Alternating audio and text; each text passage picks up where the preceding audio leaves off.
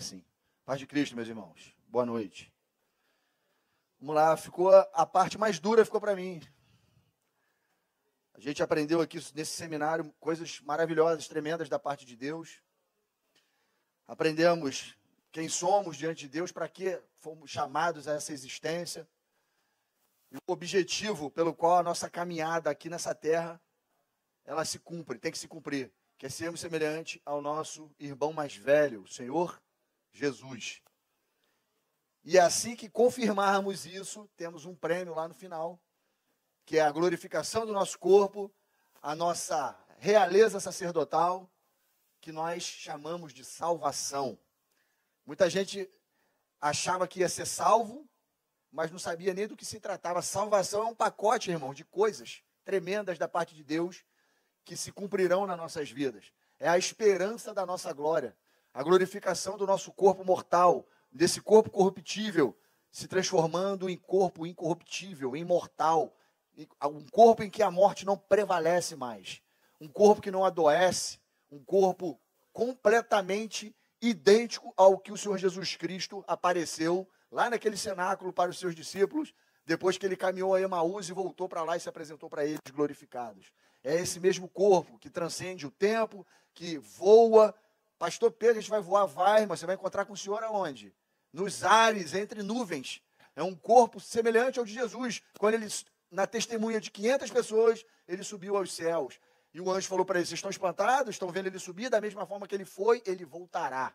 E nós estaremos com ele na sua volta, porque encontraremos com ele nas nuvens, graças a esse corpo glorificado que ele nos dará na sua volta. Amém, irmão? Você está preparado para isso? Está preparado para isso, irmão? Então, confirme a sua eleição, que só vem a salvação no final dela. Então, é disso que eu quero falar. A igreja hoje, ela é ensinada por causa dessas doutrinas, dessas teologias malignas, humanas, de que você não precisa fazer mais nada. Jesus já fez tudo. É verdade, Jesus já fez tudo e ele fala: aquele que quiser ser igual a mim, faça o quê? Pegue a sua cruz e me siga. Acabou então? Jesus fez tudo? Não, ele deu uma cruz para cada um. Ele carregou de toda a humanidade, mas ele deixou uma mais leve, dura também, mais leve, em comparada com a dele, para que cada um de nós jogássemos nela a nossa natureza humana e mortificasse ela. Para quê? Para que todos os desejos da nossa carne fossem colocados como aroma suave ao Senhor. Nós sacrificássemos isso. O sacrifício de Jesus, uma palavra sacrifício, ela é uma troca, é uma vida por outra vida. O Senhor deu a vida dele por nós e ele quer a nossa vida para ele, em troca. E tudo movido por amor. Tudo movido por amor. Só que a gente tem que entender que não tem nada garantido. Cristo Jesus criou uma possibilidade através do seu sacrifício, da sua morte e ressurreição, para que nós pudéssemos ser religados a Deus. Todos nós nascemos destituídos da glória de Deus.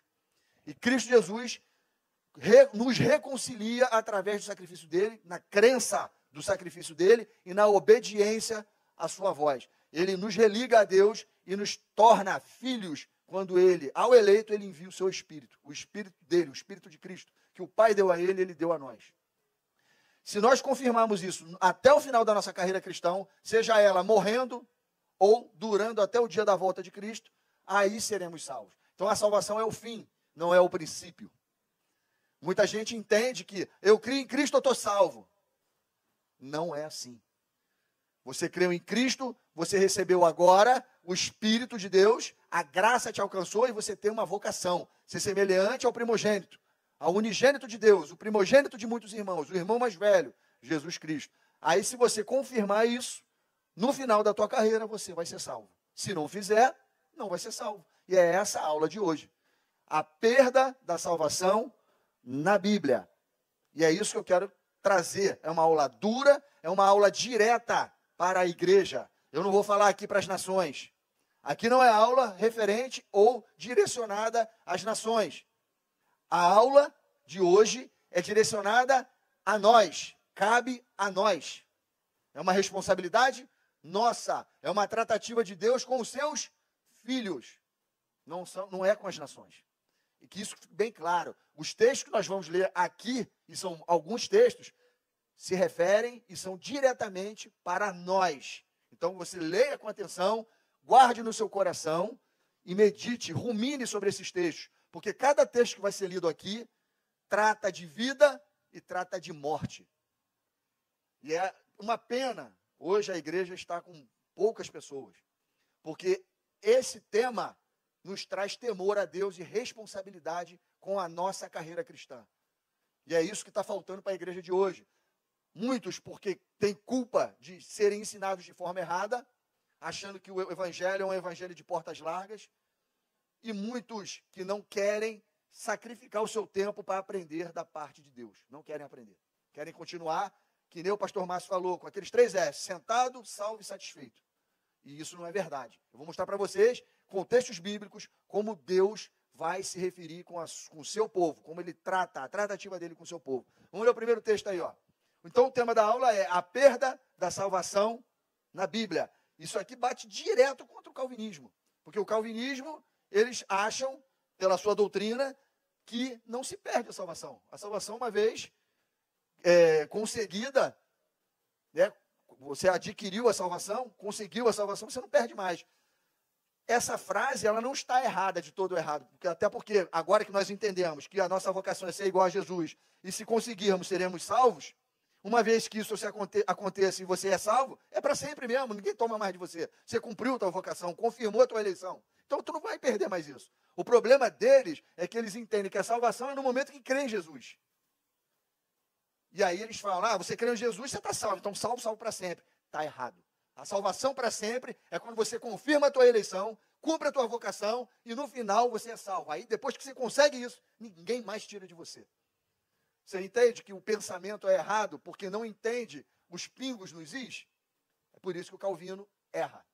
Então vamos lá, o primeiro texto. Olha só como Deus trata com a impiedade e o arrependimento diante dos homens, diante dos seus eleitos, dos seus filhos. E você lendo esse texto, vai falar no teu coração, porque todos nós passamos por isso aqui. Pelo menos os que vieram do mundo, não sei os que nasceram dentro da igreja já. Mas a mim, quando eu leio esse texto, falou muito no meu coração, porque um dia eu fui assim e um dia o Senhor me perdoou dos meus pecados. Olha só, um justo pode se desviar praticando o mal e ser condenado. Ezequiel, capítulo 18, de 20 a 24, diz assim: a alma que pecar, essa morrerá. O filho não levará a iniquidade do pai, nem o pai a iniquidade do filho. A justiça do justo ficará sobre ele, e a perversidade do perverso cairá sobre este. Mas, se o perverso se converter de todos os pecados que cometeu, e guardar todos os meus estatutos, e fizer o que é reto e justo, certamente viverá. Não será morto. De todas as transgressões que cometeu, não haverá lembrança contra ele. Pela justiça que praticou, viverá. Acaso tenho eu prazer na morte do perverso? Diz o Senhor Deus. Não desejo eu, antes que ele se converta dos seus maus caminhos, e viva? Mas, desviando-se o justo da justiça e cometendo iniquidade, fazendo segundo todas as abominações que faz o perverso, acaso viverá? De todos os atos de justiça que tiver praticado, não se fará memória na sua transgressão, com que transgrediu e no seu pecado que cometeu, neles morrerá. Olha a justiça de Deus, a justiça, a balança justa de Deus. Nós viemos do mundo, né? Estou falando de mim e muitos daqui. Viemos do mundo cheio de pecados e delitos. Aliás, até os que vieram da igreja também, nascemos nessa condição. Muitos até antes de vir a Cristo pecaram, foram assassinos, foram traidores, adúlteros, mentirosos, blasfemadores. Todos pecaram e cometeram iniquidade. Mas Deus é tão misericordioso e bom que Ele, no momento em que você o aceita como Senhor, aceita seu Filho como Senhor, Ele é capaz de esquecer todo o peso da tua iniquidade e te absolver dos seus pecados, te livrar das condenações por causa de Jesus. Agora, uma vez justificado, uma vez se tornando justo diante de Deus, você andar em justiça durante toda a sua vida, e lá no final, você pecar e não se arrepender, ele esquece também, da mesma proporção em que ele te absolveu de todas as suas iniquidades, ele não vai levar em conta todas as suas obras de justiça que cometeu. E por causa de uma iniquidade não arrependida e mantida até o final, ele também te condena. É justo da parte de Deus, irmãos? Eu quero interagir com vocês. É justo da parte de Deus isso? Sim ou não? Claro que é. Você tinha uma multidão de pecados e ele te absolveu, te perdoou. Você caminha e peca contra ele, ele também esquece tudo que você fez de bom e te condena. Essa é a balança de justiça de Deus. E o peso de pecado do iníquo, da pessoa que peca contra Deus, não passa de pai para filho. É individual. É individual. O peso do pecador é individual diante de Deus. Não está relacionado à sua parentela, à sua descendência. Se você cria seu filho na iniquidade, obviamente ele vai crescer com iniquidade no coração. E esta maldição vai se perpetuar sobre a sua família. Até o ponto dele se arrepender, ele vai ser livrado dessa maldição. Vocês estão entendendo o que eu estou dizendo, irmãos? Vocês estão entendendo que a maldição, ela só se perpetua até o momento que haja o arrependimento de algum membro da sua família, e ali ela é quebrada. Deus visita todas as gerações. E ele tira a maldição daquele que se arrepende. O pai não pode se arrepender pelo filho e nem vice-versa. O marido não pode se arrepender pela mulher e vice-versa. Aquele que se arrepende, Deus é misericordioso para perdoar e tirar sobre ele a maldição. Em contrapartida, faz o contrário também se você pecar. E a morte referida nesse texto de Ezequiel não é a morte do cemitério. Não é Deus matar você fulminado aí na sua cadeira. Pode acontecer isso? Pode. Tem vários relatos bíblicos em que Deus executa pessoas que blasfemam contra ele. Mas não é dessa morte que o texto está falando. Esse texto está falando da segunda morte, não da primeira morte. Está falando do lago de fogo e enxofre. O Geena de fogo. Pastor Pedro, é interessante aí você falar que peca. Aí pode parecer que qualquer pecado tira o justo da graça, não é isso? Não, vou falar disso ainda. Não é isso? Eu vou falar lá na frente sobre os tipos de pecado. E ali mesmo está dizendo de abominações, são coisas graves. Sim. O que vocês têm que entender aqui é a balança de justiça de Deus. Os tipos de pecado e a forma como você vai proceder e como Deus vai avaliar isso, mais na frente a gente vai falar, mais daqui a pouquinho. O que eu quero mostrar aqui é como o Senhor trata com os eleitos. Você, como eleito, você não nasce com o Espírito Santo. Num dado momento da sua vida, você recebe esse encontro com o Senhor. E Ele te unge com o seu Espírito. E a partir dali, você é justificado. E tem que andar em novidade de vida. Amém, irmãos? Entenderam esse conceito de Ezequiel, capítulo 10? É 10, né? Ou é 18? 18. Entenderam esse princípio? Vamos caminhar agora. Próximo slide. Olha só. Esse texto vai mostrar a justiça de Deus. Esse texto de Mateus 7, 22 diz assim, ó. Muitos me dirão naquele dia. Que dia? O dia que o eleito estiver na frente do seu Senhor para receber segundo as obras que fez. Né? Nesse caso aqui, esse eleito está reprovado. Vamos ler o texto. Muitos me dirão naquele dia. Olha só, o Senhor está falando que muitos dirão isso naquele dia. Senhor, Senhor, não profetizamos nós em teu nome? Em teu nome não expulsamos demônios? Em teu nome não fizemos muitas maravilhas? Não era qualquer crente esse aqui não, irmãos. Ele fez milagres e prodígios diante do Senhor. E então lhes direi abertamente, nunca vos conheci, apartai-vos de mim, vós que praticais a iniquidade. Você está vendo que o cara caminhou fazendo coisas, maravilhas e sinais diante de Deus, e no final o Senhor falou o que para ele? Porque ele pecou. Não te conheço. Aparta-te de mim, porque você tem iniquidade. Lembra do texto de Ezequiel 18? A justiça de Deus? Que é uma via de mão dupla, da mesma forma que ele te libera dos teus pecados e te perdoa, se você andar em justiça e pecar contra ele, ele te condena. Ele vai te condenar. E esse pecado aqui, esse dia aqui, em que essa sentença está sendo falada da boca do Senhor Jesus, é no tribunal de Cristo, onde vão existir eleitos reprovados. E ele vai olhar nos olhos e vai dizer que não vos conhece. E também vai acontecer isso no tribunal do trono branco, lá na segunda ressurreição, quando esse eleito aí, reprovado, se levantar lá depois do milênio de Cristo. Vai olhar na face do Senhor e vai receber a sua condenação, porque não cumpriu a sua vocação, porque tinha iniquidade. Vamos para o próximo texto. Aqui eu vou falar de um tipo de pecado que é imperdoável para Deus. Não tem como perdoar. Deus não perdoa esse tipo de pecado. Mateus 12, 31, 32 diz assim: portanto, eu vos digo, todo o pecado e blasfêmia se perdoará aos homens, mas a blasfêmia contra o Espírito não será perdoada aos homens. Está vendo que não tem perdão. E se qualquer disser alguma palavra contra o Filho do Homem, ser-lhe-á perdoado. Mas se alguém falar contra o Espírito Santo, não lhe será perdoado, nem neste século e nem no futuro. O Senhor está mostrando aqui, neste contexto, o Senhor Jesus, ele fazia curas e milagres, e ele fez ele exorcizou um demônio lá no corpo de uma pessoa, nesse contexto. E os fariseus, vendo ele fazer aquilo, falavam, ele faz por Beelzebu.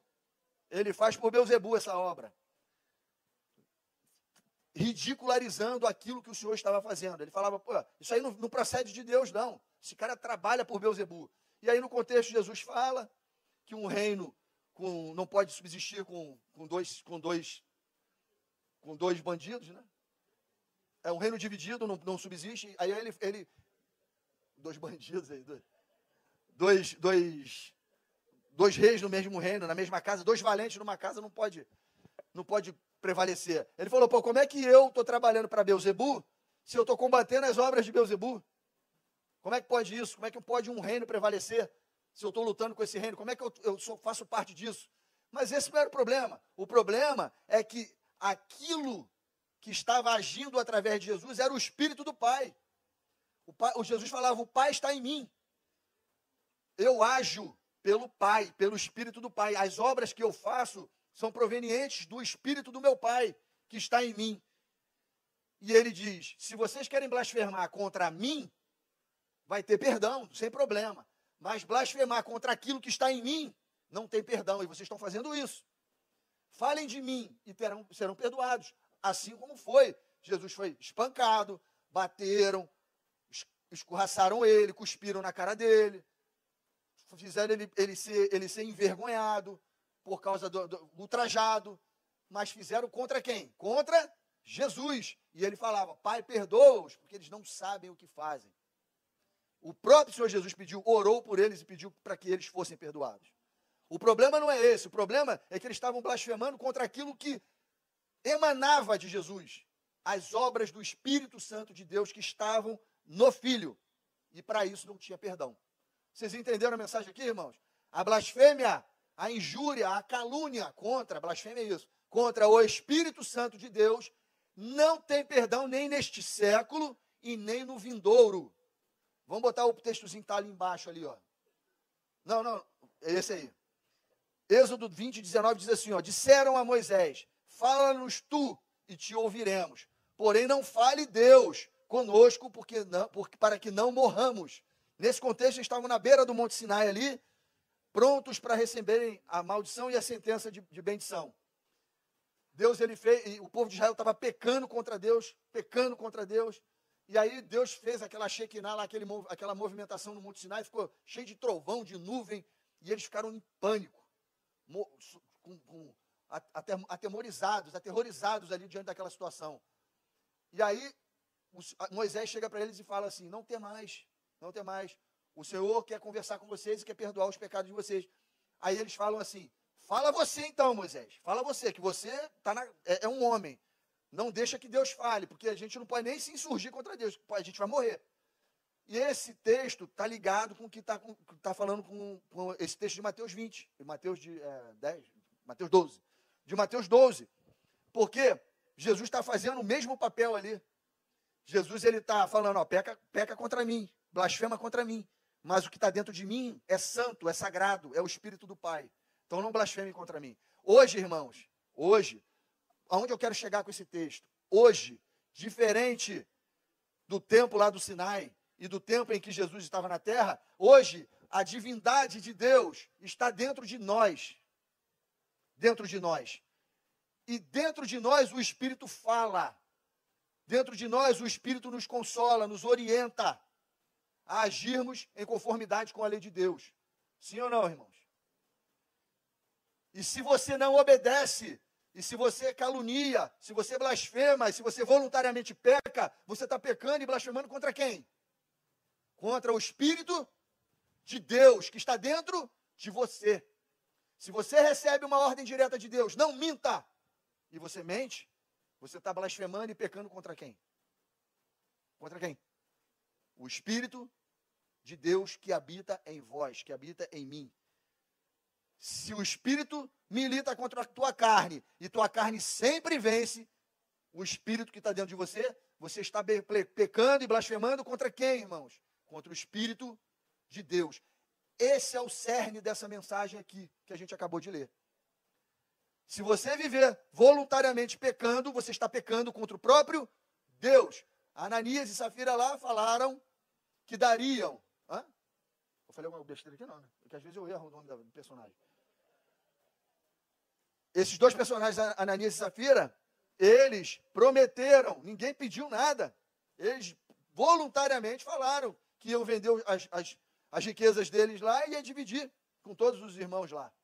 Ia colocar no pé dos apóstolos para dividir. Eles se propuseram a isso. Eles se votaram com o Espírito de Deus que estava nos apóstolos.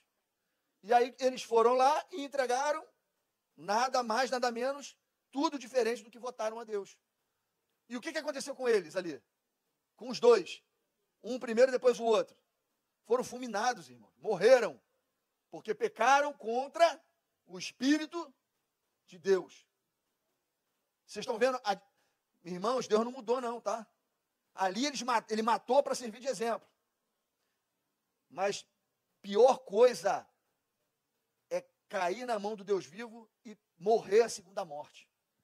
Essa morte é eterna. A primeira morte, todos ressuscitarão. Mas da segunda, irmãos, uma vez entrou lá, não sai mais eternamente. Essa morte é que a gente tem que temer. E é dessa morte que o texto fala. Entenderam o conceito, irmãos, disso? Vamos seguir. Então, o pecado contra o Espírito Santo não tem desculpa nem nesse século, nem no vindouro. Eu vou ler a parábola das 10 virgens para vocês entenderem que no final dessa parábola, 5 virgens estão reprovadas. E tem a razão delas terem sido reprovadas. E aí eu estou mostrando aqui que Jesus já vinha falando disso lá atrás, no tempo dele, em parábolas, que um eleito perde sim a salvação. Ele deixou algumas parábolas mostrando isso. E eu não sei o que os calvinistas fazem com ela. Porque essas parábolas são límpidas e cristalinas. Vamos ler o texto aqui, ó. Então, o reino dos céus será semelhante a 10 virgens, que tomando as suas lâmpadas, saíram a encontrar-se com o noivo. 5 dentre elas eram nécias, loucas, e 5 prudentes. As nécias, ao tomarem as suas lâmpadas, não levaram azeite consigo. No entanto, as prudentes, além das lâmpadas, levaram azeite na vasilha. E tardando o noivo, foram todas tomadas de sono e adormeceram. Mas à meia-noite, ouviu-se um grito: eis o noivo! Saía ao seu encontro. E saindo elas para comprar, chegou o noivo, e as que estavam apercebidas entraram com ele para as bodas, e fechou-se a porta. Mais tarde chegaram as virgens nécias, clamando. Olha aí, parece até aquele texto de Mateus que a gente leu. Senhor, Senhor, abre-nos a porta. Mas ele respondeu, em verdade vos digo que não vos conheço. Não parece o texto que a gente leu de Mateus? Igualzinho. O que o Senhor Jesus está falando aqui? Essa parábola das 10 virgens, ela tem, o enfoque dela é na última semana de Daniel. Quem estava aqui em maio, naquela conferência que a gente fez aqui? Todo mundo aí que levantou a mão estudou sobre as festas, não estudou? Lembra das festas? O ciclo das festas? Essa parábola das 10 virgens, ela fala das festas aqui. Ela fala da última semana de Daniel. E quando você entende isso, dentro dessa parábola, você bota um óculos que você consegue ver nas entrelinhas do texto o que o Senhor Jesus estava querendo dizer. Em que momento da história da igreja, toda a igreja estava acesa com flamas de fogo na cabeça? Em que tempo foi isso? No Pentecostes. No Pentecostes, Todas estavam acesas, lembra? Foi o surgimento da igreja, o envio do Espírito. Todas acenderam, todas. Lembra que uma coisa que chamou a atenção foi que elas pareciam que estavam com chamas na cabeça? Todas estavam com as suas lamparinas acesas. E esse início da parábola está tratando desse momento histórico da igreja. Passou um tempo, elas adormeceram. Aconteceu isso? Aconteceu. O Senhor Jesus falou que vinha, e a igreja está esperando até hoje. Obviamente, dormiram, adormeceram nesse período de transe de espera. Dormiram em doutrinas pré-tribulacionistas, dormiram em doutrinas calvinistas, dormiram em doutrinas arminianas, em vários tipos de teologia humana, dormiram. Mas algumas dormiram com as suas candeias e com azeite, e outras dormiram sem o azeite. Umas dormiram mesmo enganadas, mesmo... Quantos de vocês conhecem aí que estão sendo doutrinados com doutrinas enganosas, mas têm santidade, se santificam, têm o Espírito de Deus, têm obras de justiça independente da teologia, independente do que estão aprendendo? Muitas. E quantas estão desapercebidas? Estilo calvinismo. Salvo para sempre, não precisa fazer nada, Jesus fez tudo, a porta é larga, pode beber, pode fumar, que está salvo, não tem problema nenhum. Essas são nécias. E tudo isso nesse período de transcendência em que elas estão dormindo na parábola. Só que existe também uma voz que grita. Eis o noivo, a gente não leu aqui? Uma voz não grita, eis o noivo, e elas acordam. Quem é que grita, irmãos? Quem é que grita? Quem não está dormindo, quem está apercebido, quem está vigilante, quem tem trombeta na boca para tocar. Esses que gritam, tem que ser nós. Temos que ser nós. As testemunhas, as pessoas que têm o discernimento dos tempos, as pessoas que têm o discernimento e o entendimento da palavra, o momento que estão vivendo, a santidade, a vigilância, para poder gritar e falar, eis o noivo, meus irmãos, acordem, saem do transe, eis o noivo. E uma vez você gritando, toda a igreja, a gente está fazendo isso aqui hoje, irmãos. Hoje, viemos fazer isso aqui em maio. E vocês nada mais, nada menos têm que engrossar esse coro com a gente de voz, de trombeta e gritar para despertar essa igreja que dorme. Essa é a responsabilidade que nós temos de acordar os nossos irmãos que dormem em falsas doutrinas, em doutrinas de prosperidade, em doutrinas de pastoreio coach, de pastoreio que só quer charcar, só quer tirar, extorquir as suas ovelhas. Uma igreja que não está nem aí para a santidade, não tem nem aí para a santificação, não conhece o propósito de Deus, não sabe para que foram chamadas. Esses estão dormindo, irmãos, e a gente tem que acordar. E quando acordar, essa igreja vai acordar 5 prudentes e 5 nécias. E isso vai ser lá na última semana de Daniel, quando começarem a tocar as trombetas.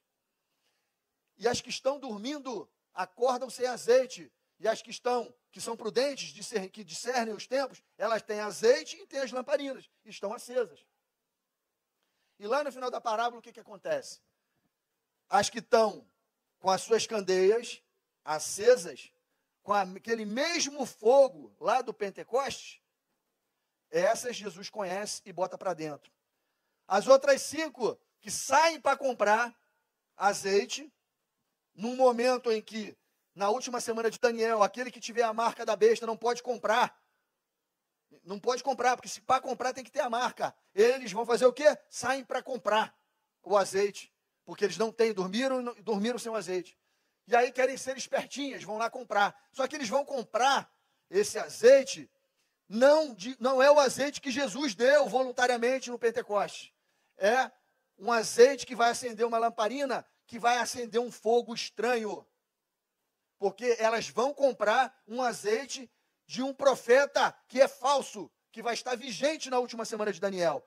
Lembra do falso profeta? Da besta? Jesus avisou que haveriam falsos profetas que enganariam até os eleitos. E essas vão ser enganadas por esse falso profeta. Vão comprar o azeite dele. E quando elas chegam com a lamparina acesa, iluminando o rosto deles diante do seu Senhor, o Senhor responde o que para elas? Não te conheço. Não te conheço. Esse fogo aí, dessa lamparina, é fogo estranho. Eu não te conheço. Não é o fogo do meu espírito. Não é o fogo do meu espírito. Não te conheço, vocês têm iniquidade. Vocês não se santificaram. Vocês não andaram no espírito. Então vocês não vão entrar nas minhas bodas. Entenderam a parábola das 10 virgens, irmãos? Você está entendendo que, por causa da falta de santidade e discernimento dos tempos, 5 virgens não entraram para as bodas com o Senhor. Amém? Estão entendendo? Vocês entenderam mais profundamente o que essa parábola está dizendo? Essa parábola está falando disso.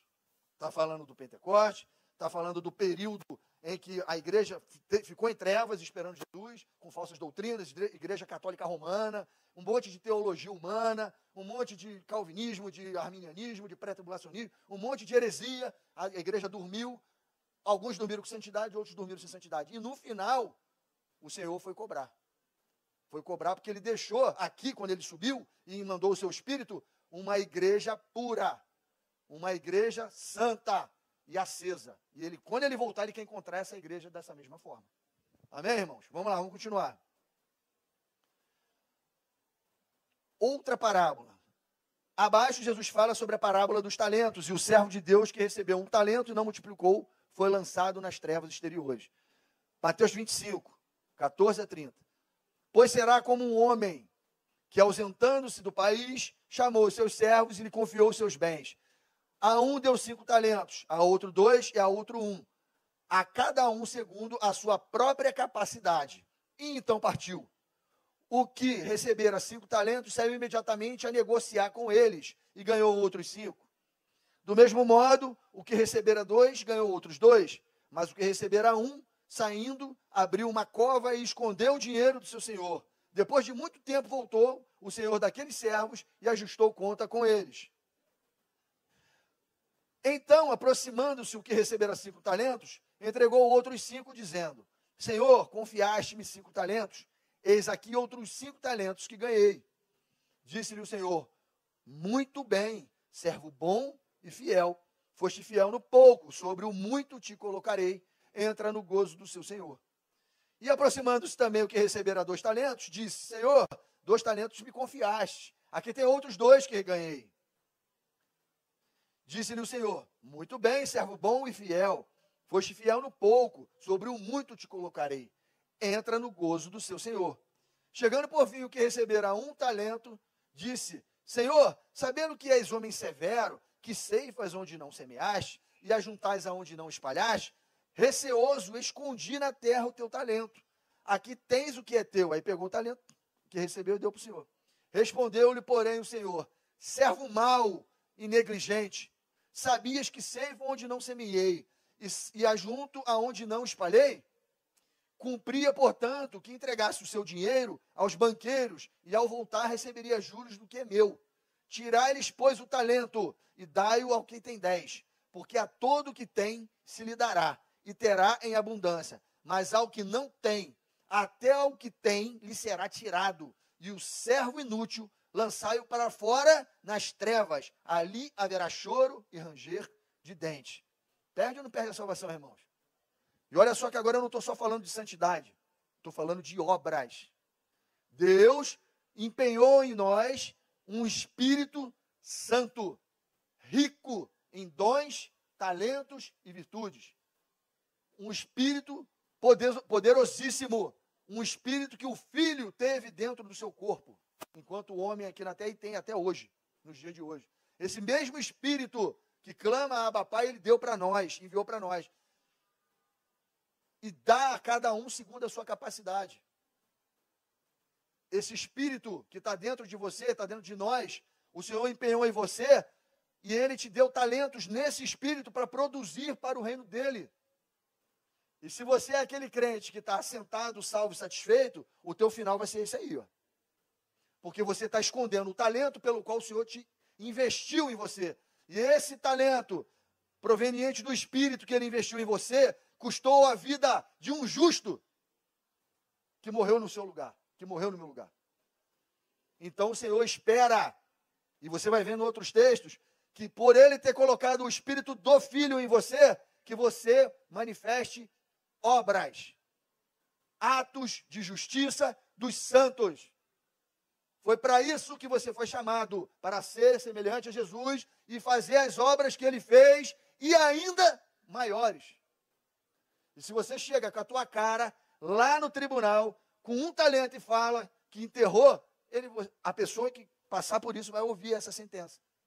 Servo infiel, sabias que eu colhia onde não semeaste. Por que você enterrou o meu talento? Dava para alguém, dava para os banqueiros, aí eu colhia juros, mas você enterrou, você não fez nada. Você não fez nada com aquilo que eu te dei. Você creu no meu filho e eu investi em você o espírito e você não fez nada. Nenhuma obra, nenhum fruto. Trevas exteriores, onde há choro e ranger de dentes. Você está vendo, irmãos? Que é duro. A quem muito é dado, mais vai ser cobrado. Essa é a balança fiel do Senhor. E vocês já viram isso nas outras aulas. Vamos continuar. Pastor Pedro? Pode falar. O interessante é que no texto, é bom observar também que o texto vai dizer, até o que tem lhe será tirado. Ou seja, o cara perde até o que tem. Ele recebe, quando nós falamos da graça, ele recebe de graça. O Senhor, ele é restaurado à comunhão, né? Ele nasce de novo, ele está ali. E agora, o que ele faz? Então Deus dá a ele a fé, Deus dá a porção de fé para ele. E depois, ele não faz nada com ela e quer esperar a salvação. E o texto está dizendo no final que mesmo esse que recebeu um, ele poderia ter multiplicado em mais um. Então não fez. E aí vai ser tirado. Como é que o cara quer salvação aí? Amém. Entenderam, irmãos? Iguais a essas tem outras. Vamos continuar aqui, ó. Aquele que não der fruto é cortado. Eu sou a videira verdadeira. É esse texto mesmo agora? Volta aí. Vamos lá. Aquele que não der fruto é cortado. Vamos lá. Eu sou a videira verdadeira e o meu pai é o agricultor. Todo ramo que estando em mim não der fruto, ele corta. E todo aquele que dá fruto, limpa. Está vendo a diferença? Está vendo a diferença? Quem cuida de jardim vai entender isso aí. Quando você tem uma árvore frondosa, com bastante fruto, o que você faz? Você colhe o fruto. E às vezes você poda os ramos para aquilo nascer mais forte, mais frondoso e dar mais fruto. Podar não é cortar. Podar é uma coisa, cortar é tirar. Você pegar o galho e tirar ele fora do caule é uma coisa. Podar os raminhos é outra. Uma coisa fortalece para que dê mais e a outra elimina. São coisas diferentes. Essa é a metáfora. Vou começar de novo aqui. Eu sou a videira verdadeira e meu pai é o agricultor. Todo o ramo que estando em mim, na videira, não der fruto, ele corta. E todo aquele que dá fruto, limpa, para que produza mais fruto ainda. Vós já estáis limpos pela palavra que vos tenho falado. Permanecei em mim, e eu permanecerei em vós. Está vendo aí que é uma escolha? Ele está te sugerindo, permaneça em mim, e eu permaneço em vós. Como não pode o ramo produzir fruto de si mesmo, se não permanecer na videira, assim nem vós o podeis dar, se não permanecerdes em mim. Eu, Jesus, sou a videira, vós, os ramos. Quem permanece em mim e eu nele, esse dá muito fruto. Você está vendo que o Senhor espera isso, irmãos? Se você está em Cristo e Cristo está em ti, igual a frutos. Cristo mais você mais Cristo, o resultado final é frutos. Deus espera frutos de nós, frutos de justiça. Se essa equação der igual a zero, está errada. Está errada. Como não? Aí ele está dizendo, quem permanece em mim e eu nele, esse dá muito fruto, porque sem mim nada podeis fazer. Se alguém não permanecer em mim, será lançado fora, à semelhança do ramo, e secará, e o apanham e lançam, e o apanham, lançam no fogo e o queimam. Lago de fogo e enxofre.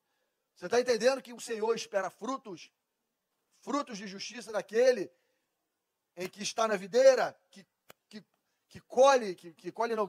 comunga da seiva dessa videira? A seiva da videira é o fruto, a seiva da videira é o Espírito Santo de Deus. Imagina uma árvore, irmãos. A árvore, dentro dela tem a seiva. A seiva é que faz o galho crescer, as folhas ficarem verdes, nascerem as flores, os frutos, é a seiva. A seiva é o Espírito Santo de Deus. Se isso corre dentro da tua veia, Tem que dar fruto, irmão. Se não der fruto, você não serve para nada. Você vai ser cortado e lançado no fogo. É essa a moral dessa história. Pastor Pedro, eu vejo aí uma ênfase muito forte na palavra permanecer. Quem permanece nele dá fruto. Mas se não permanecer, é cortado. Permanecer é uma decisão pessoal. Uma decisão pessoal. É uma decisão pessoal. Se você está nele, você tem que dar fruto. Se você permanecer nele, você tem que dar fruto. Se você não permanece nele, não tem como dar fruto. Permanecendo ou não permanecendo? Se você não der fruto permanecendo, você é jogado fora. Se você não permanece, você é lançado fora. Vocês estão entendendo isso, irmãos? Estão entendendo? E Pedro, uma coisa interessante também é o seguinte, né? Nas duas parábolas ali, a anterior, que é do talento, e essa, que é da videira, você vê que não dá fruto. O camarada é um zero mesmo. Estéril. Estéril. E a do talento, ele não consegue produzir um único talento, não consegue fazer nada, né? Então, o que acontece para essa pessoa? Ela migra, né, para a nação? Não. Se essa pessoa, ela não produz absolutamente nada, não faz nada no corpo de Cristo, o destino dela é o lago de fogo e enxofre. Vocês viram nessas 3 parábolas, uma falando de santidade e as outras 2 falando de obras. Obras de justiça, provenientes dos santos. Você está vendo que não é só a santidade, irmãos? Também tem as obras. As obras são os atos de justiça dos santos. Quando você anda em santidade, você gera frutos, testemunhos que mudam vidas de outras pessoas. É fruto. Às vezes você não precisa nem abrir a boca para pregar para ninguém, só teus atos de justiça, testemunho de você. E aquela pessoa vira serva de Cristo. Sem você abrir a boca. Atos de justiça, santidade, testemunho. Você tem que produzir algo, irmão, porque dentro de você a divindade de Deus habita. O Espírito Santo de Deus está dentro, vive, mora dentro de você, dentro de mim. E o Senhor espera retorno disso. Amém? Vocês estão entendendo, irmãos? Então, vamos lá, vamos continuar. Quem não perseverar até o fim não será salvo. Vamos ler o texto, Mateus 24, 13. E, por se multiplicar a iniquidade, o amor de muitos esfriará. Mas aquele que perseverar até o fim, esse que perseverar até o fim, esse será salvo. A salvação está no começo ou está no fim? Lê o texto, irmão. O que está escrito ali? O que perseverar até onde? Até crer em Jesus? É o que está escrito? Até receber o Espírito Santo? Está escrito isso? É o que perseverar até onde? Até o fim. Ah, perseverou? Esse será salvo. Você está vendo que a salvação não está relacionada com a eleição? A eleição é para você ser igual a Jesus e perseverar até o fim. Aí, lá no fim, você é salvo. Entendido isso, irmãos? Vamos para o próximo. Apocalipse 2, 25 e 27 diz assim: mas o que tendes, retende até que eu venha. Jesus vem quando? No início ou no final? No fim. Então, retém isso até que eu venha. E ao que vencer e guardar até o fim as minhas obras, as obras são de quem? Fala comigo aí, irmãos. De quem é a obra que você tem que fazer? São tuas obras? São as tuas obras que te conferem a salvação? Ou as obras que Jesus fez? As obras que Jesus fez, as obras dele, são essas que você tem que andar. É nessas obras que você tem que andar. É nessas obras que falam a respeito de você no livro da vida. Quando você nem era nascido e nem tinha dias ainda de existência, a tua história estava contada no livro da vida. Por quê? Porque as obras que você tem que fazer, elas de antemão foram predestinadas por Deus para que vocês andassem nelas. E essas obras não são as obras que você faz segundo o seu bel prazer. São as obras que Cristo fez. E ele deixou como exemplo. Você tem que andar nessas obras. Porque essas obras falam de você, falam de mim, falam de nós, no livro da vida.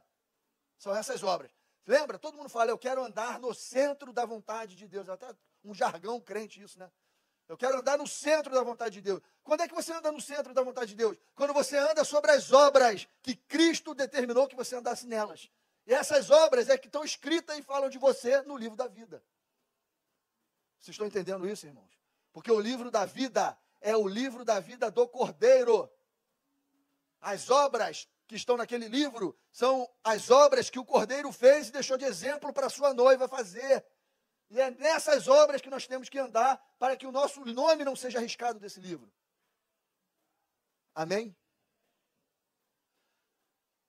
Mas ao que tendes, retende até que eu venha. E ao que vencer e guardar até o fim as minhas obras, eu lhe darei poder sobre as nações, e com vara de ferro as regerá, e serão quebradas como vasos do oleiro, como também recebi de meu Pai. O Senhor recebeu as nações do Pai, recebeu autoridade para reinar sobre eles porque venceu, perseverou até o final e não negou o seu chamado. A nós cabe o mesmo destino. Se vencermos e perseverarmos até o fim nas obras que ele fez, que ele deixou de exemplo, o nosso final vai ser o mesmo. Nós vamos sentar à direita de Jesus, receber poder sobre as nações e reinar sobre essa terra com ele. Esse é o propósito. O propósito de você fazer as obras que Jesus fez é para você ser glorificado e reinar no final, assim como ele fez. Olha para Jesus hoje. Jesus venceu e está sentado aonde? À destra do Pai. Mas ele vai voltar para sentar no trono da sua glória, como o Pai prometeu para ele, que é em Jerusalém. A gente viu isso no seminário. Jesus hoje, ele está sentado à destra. O Pai reina, o Filho está no lugar de honra. O Filho vem e vai reinar. E quando ele vier e reinar sobre essa terra, ele vai compartilhar com ele, conosco a sua realeza. Com os vencedores, com aqueles que fizerem as suas obras e permanecerem até o fim. Esses vencerão, esses receberão a glória. Amém? Vamos lá, vamos continuar. O que vencer será vestido de vestes brancas, e de maneira nenhuma riscarei o seu nome do livro da vida, e confessarei o seu nome diante de meu Pai e diante dos seus anjos. O que vencer, vai ter gente que vai perder? Vai. Senão o Senhor falava, todos serão vestidos de veste branca. Está escrito isso? Está escrito o quê? Ao que?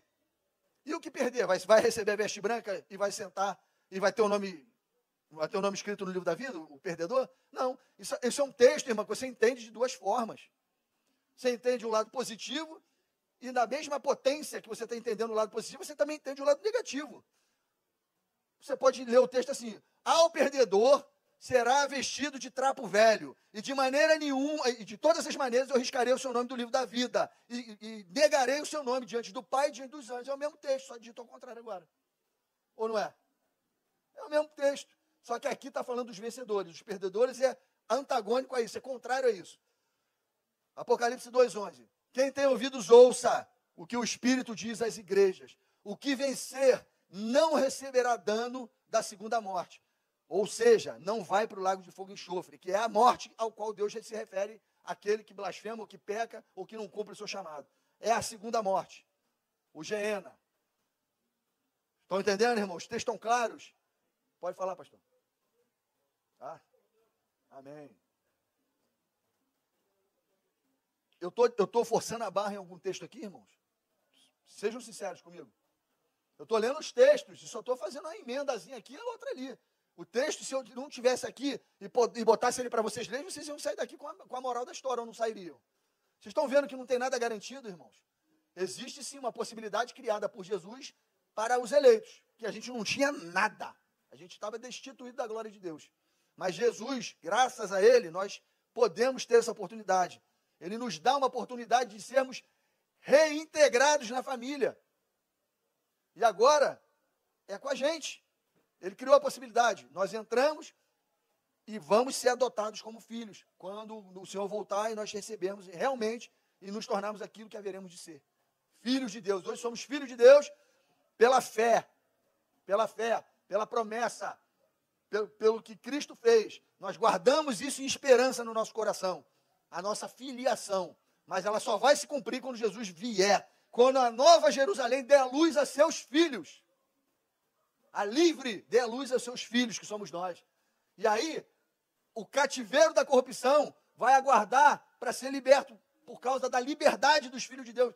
Quando a nova Jerusalém, lá do céu, que vai descer, ela, que é a nossa mãe, que nem está lá em Gálatas, quando o apóstolo Paulo fala, quando ela der luz a seus filhos, que somos nós vamos libertar a Jerusalém da terra, que está cativa, presa no cativeiro da corrupção. Esse texto que eu acabei de citar aqui, da minha forma, é o mesmo que está em Romanos 8. Quando a liberdade da glória dos filhos de Deus, libertar do cativeiro da corrupção, a criação, que aguarda ardentemente a expectativa desse momento aí. Vocês estão entendendo o paralelo que eu estou fazendo aqui? Nós somos filhos da Jerusalém do alto, da livre. E ela não deu luz a seus filhos ainda. Mas ela vai dar quando Jesus voltar e nós formos glorificados. Aí nós seremos aquilo que haveremos de ser, que fomos chamados para ser, filhos de Deus. Nós receberemos a nossa filiação nesse dia. Por enquanto, aguardamos ardentemente esse dia. Amém, irmãos? Amém. Perseverantes, crendo que logo esse dia vai chegar. Vamos lá. O fim da fé é a salvação da alma e não no início. Já falei isso aqui, agora eu vou te mostrar o texto. O que está escrito aí, irmão? Vamos ler aí comigo aí, 1 Pedro 1, 9. O fim da vossa fé, a salvação das vossas. O fim da vossa fé é a salvação das vossas almas. Não é quando você crê em Jesus. Quando você crê em Jesus, você está começando a caminhada. É o início, é lá o início da caminhada. Crê em Jesus, recebi o Espírito. Agora começou a minha caminhada. Vou dar o primeiro passo. O dia da minha salvação está mais perto. Vou dar o segundo passo. O dia da salvação está mais perto. Vou dar o terceiro passo. Eu caio daqui e a salvação não chega. Entendido, irmãos? Olha o outro texto aqui, ó. Romanos 13, 11. E isto digo, conhecendo o tempo, que já é a hora de despertarmos do sono, porque a nossa salvação está agora mais perto de nós do que quando aceitamos a fé. Quando aceitamos Jesus por causa da fé, não é o dia da nossa salvação. É o início da caminhada. A fé vem lá no final. Cada dia perseverando, andando, combatendo o bom combate. Lá no final, morrendo, você vai guardar a fé. E quando Jesus volta, você ressuscita. Lá no final, Jesus voltou, você está com a fé, lutando o bom combate ainda. Ele vem e você vai ser regenerado em vida. Amém, irmãos? É o final da salvação, é no final, irmãos, não é no início. O Calvino tinha um problema, acho que ele não sabia o que é início e o que era fim. Esse é o problema. Vamos lá, 1 de Pedro 1,5. Que sois guardados pelo poder de Deus, mediante a fé, para a salvação preparada para revelar-se aonde? No último tempo. Irmãos, eu preciso falar alguma coisa lendo esses 3 textos? Que a salvação no final. Preciso ler mais alguma coisa? Alguém aqui concorda com Calvino? Uma vez salvo, quando crê em Jesus, salvo para sempre? Confere com o que está escrito? Confere com a Bíblia que vocês estão lendo aqui? Por mais que as traduções sejam diferentes, elas não estão falando a mesma coisa? Amém, né, irmãos? Que furada que é calvinismo, hein? Jupiterianos, adoradores pagãos. Hein, Pedro? Em algumas passagens da Bíblia, Paulo ele coloca salvar no passado, né? Porque nos salvou, né? Então, tem uma grande confusão aí, porque, na realidade, em Romanos 8, 24, Paulo vai dizer que nós fomos salvos em esperança. Então, por exemplo, se eu viesse a falecer hoje, eu faleceria salvo, porque meu nome está escrito no livro da vida. Mas eu não posso dizer que daqui a 15 anos eu vou estar na mesma dimensão de hoje, mas eu posso dizer pela fé. Então, em esperança, somos salvos. Amém. Cristo Jesus, a esperança. Ninguém sabe não esse versículo? Da glória. O que é a glória? É o lugar que você vai? Não. Glória é o estado em que você vai se transformar, em estado de glória. Eu vou para a glória. Você não vai não, filho. A glória vem para você. Eu vou para a glória. Vai nada, só se pegar um ônibus e for para algum bairro aqui que se chama Glória. Lá no Rio tem Glória. Minha sogra é Glória. Ela está me vendo aí, minha sogrinha, Glorinha. Glória. Eu vou para a glória. Vai nada, irmão. A glória que vai chegar com você. Jesus traz a glória para você. A glória é a esperança que nós temos. A glória faz parte do pacote da salvação. É manifesta em nós, é uma manifestação em nós. A manifestação da glória dos filhos de Deus. Lembra? A ardente expectativa da criação aguarda na manifestação da glória dos filhos de Deus. A manifestação da glória. A glória não é você vai para ela, não é um lugar. A glória é a manifestação que vai ser realizada em você e em mim. se a gente perseverar até o final. Amém? Como é bom quebrar essas coisas que botam na nossa cabeça, né, irmão? Fazem a gente falar besteira, cantar besteira. Como é bom ter um entendimento da palavra, para você saber o que está preparado para você, que nem tribulação, nem morte, nem nada pode se comparar. A esperança da glória que vai ser revelada em nós. Amém? Vamos lá. Por isso eu posso ser reprovado. Olha o que o apóstolo Paulo fala. Já foi lido esse texto aqui, eu vou ler ele de novo. Antes subjugo o meu corpo e o reduzo à servidão, para que pregando a outros, eu mesmo não venha de alguma maneira a ficar reprovado. O apóstolo Paulo sabia que podia ser reprovado se ele caísse? Claro que ele sabia. Ele está falando aqui, eu subjugo o meu corpo, eu esmurro a servidão, para que eu, depois de ter pregado a música, eu não venha a ser reprovado. Lembra do primeiro versículo de Ezequiel, que o cara pode andar na justiça que for, se ele cair, o Senhor o mata. Lembra? Ezequiel 18, todo mundo lembra? Não adianta, não é acumulativo, irmão. O estado tem que ser de perseverança até o fim. Ah, mas eu fiz tanta coisa de bom, eu fui crente com 50 anos da minha vida. Caiu, morreu assim, Jesus voltou, você está assim. Aparta-te de mim porque você tem iniquidade. Não me interessa. Da mesma forma que você nasceu de novo e Deus te recebeu com uma multidão de pecados. Ele foi lá, jogou tudo no mar do esquecimento, te abriu os braços e te recebeu. É justo ou não é? É justo, irmãos. É até o fim. Até o fim. Vamos lá. Filipenses 3, 10 e 11. Para conhecê-lo e a virtude da sua ressurreição e a comunicação de suas aflições, sendo feito conforme a sua morte, para ver se de alguma maneira posso chegar à ressurreição dentre os mortos. Paulo está falando de novo. Está falando de uma forma mais rebuscada aquilo que ele acabou de dizer em 1 Coríntios 9, 27. Ele está falando que eu tenho que me envolver com o sentimento, eu tenho que me envolver com o sofrimento de Jesus, eu tenho que reconhecer isso, eu tenho que viver nessas obras, morrer junto com ele, andar assim até o final, para ver se eu de alguma maneira posso ressuscitar se eu morrer na primeira ressurreição. É isso que ele está falando ali. Ele tinha temor, irmão. Ele queria andar no prumo, certinho diante de Deus, porque ele temia escorregar e depois de tudo ainda perder a sua salvação. Textos claros de que o santo perde a salvação e deve temer isso enquanto caminha essa carreira. Amém? Vamos próximo aí. Foi Deus quem nos alistou, e quem não corresponder com o alistamento legitimamente não será coroado. 2 Timóteo 2, 5. Ninguém que milita se embaraça com negócios desta vida, a fim de agradar aquele que o alistou para a guerra. E, se alguém também milita, não é coroado se não militar legitimamente. O que o texto está dizendo? Que você tem que militar legitimamente até o fim. Não é até a metade da caminhada ou é só no início, no primeiro amor. É sempre constante militar o bom combate. Aí você vai receber a sua coroa. Se você milita e não milita direito, você não vai ser coroado. Vamos lá para o outro. Quem está de pé, cuide para que não caia. 1 Coríntios 10, 12. Aquele, pois, que cuida estar em pé, olhe, não caia. Vigie para que não caia, na outra tradução. Olhe para que não caia. Então a vigilância tem que ser constante na nossa vida. Porque o tombo está logo ali na esquina, irmão. Está logo ali na esquina. A armadilha está logo ali na esquina. Vigie para que não caia.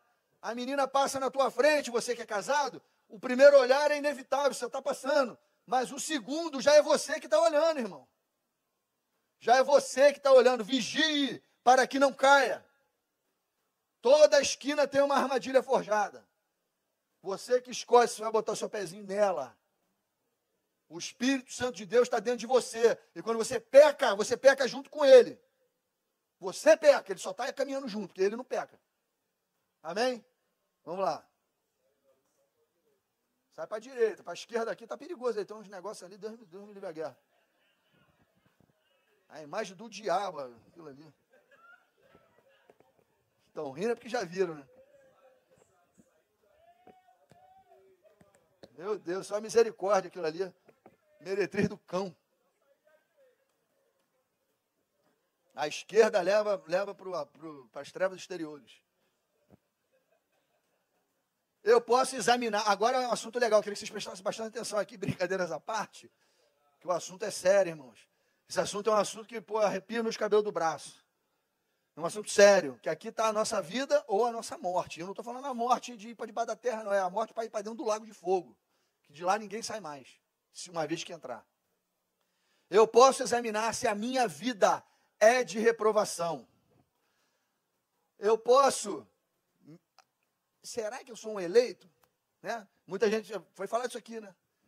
Como é que eu sei que eu sou um eleito? Como é que eu sei que o Espírito de Deus está em mim, irmão? Pelo amor de Deus. Vamos ver aqui como é que o apóstolo Paulo e o Senhor Jesus nos ensina a avaliarmos se nós temos o Espírito de Deus em nós. 2 Coríntios, capítulo 13, verso 5, diz assim: examinai-vos a vós mesmos. É você que tem que se examinar. Você se examina. Examinai-vos a vós mesmos se realmente estáis na fé. Provai-vos a vós mesmos, ou não reconheceis que Jesus Cristo está em vós? Se não é, que já estáis reprovado. Se você para na tua cabeça, irmão, misericórdia, eu repreendo esse pensamento na tua cabeça. Porque se você, na tua mente, passa um pensamento desse, possivelmente você já não tem mais o Espírito. Porque se você olha para a tua vida como filho de Deus, tendo o Espírito de Jesus dentro de você, e você não fez nada até agora, algo está errado. Que te cause uma dúvida como essa, tem algo errado com você, irmão.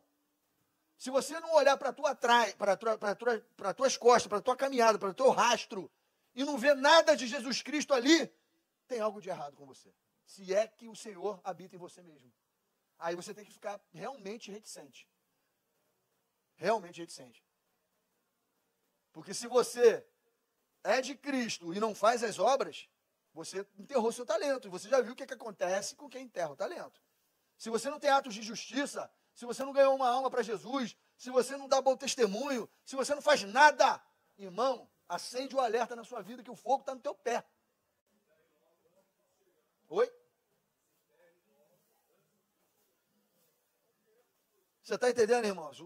A gravidade do assunto. É grave esse assunto. Pastor?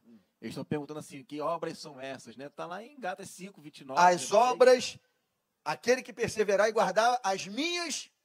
Quem que falou isso? Quem falou isso? Jesus? Que obras que você tem que fazer, irmãos? As que Jesus fez. Curar, libertar, amar, orar pelos que te perseguem. É difícil pra caramba, né? Mas ninguém falou que ser cristão é fácil. Ser cristão é duro. É duro para todo mundo aqui, irmãos. Não é só para vocês, não. Para mim também, pastor Everaldo. Não tem nenhum santarrão, nenhum super crente aqui, não. A gente sofre diariamente, todos os dias. E para quem mais é dado, para quem está aqui em cima, mais é cobrado. Essa palavra, antes de ir para vocês, cortou em mim, cortou no Márcio, cortou no Everaldo, cortou no Damasco, cortou no Gil, cortou no Igor, cortou na minha mulher, na Chiang, esposa do Gil. Cortou em todos nós, irmãos. E corta. E se não cortar, tem algo errado. É com temor que eu estou aqui em cima falando isso, irmãos. Porque não adianta nada eu pregar se eu não viver isso. Se eu não demonstrar isso. Vocês estão entendendo?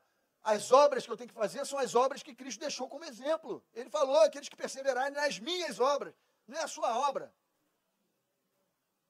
Dar alimento para as viúvas, cuidar do pobre, fazer atos de justiça, orar, interceder, ofertar. Tudo isso faz parte das obras que Jesus fez. Jesus ofertou no templo, irmãos. Embora ele fosse filho do rei, filho do dono da casa, ele fez.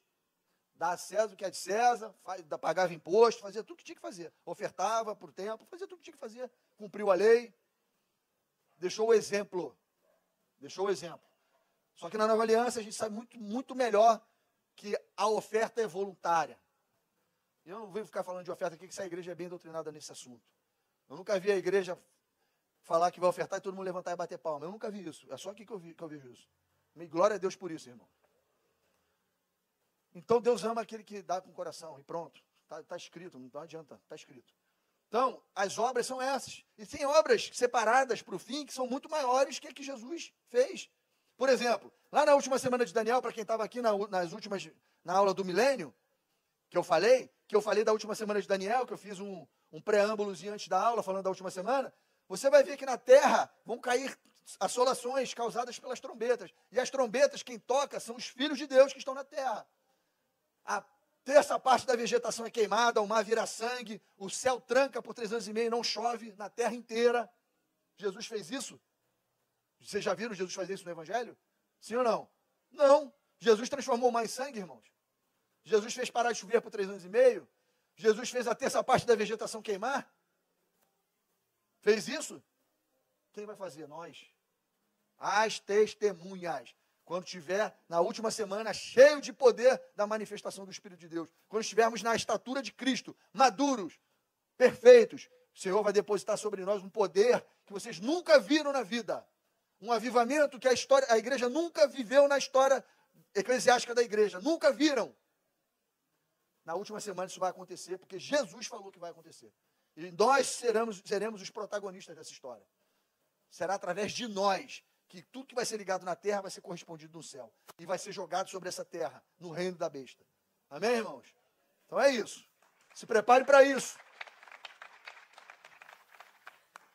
Em 1 Timóteo 1,5, Paulo fala assim, ó,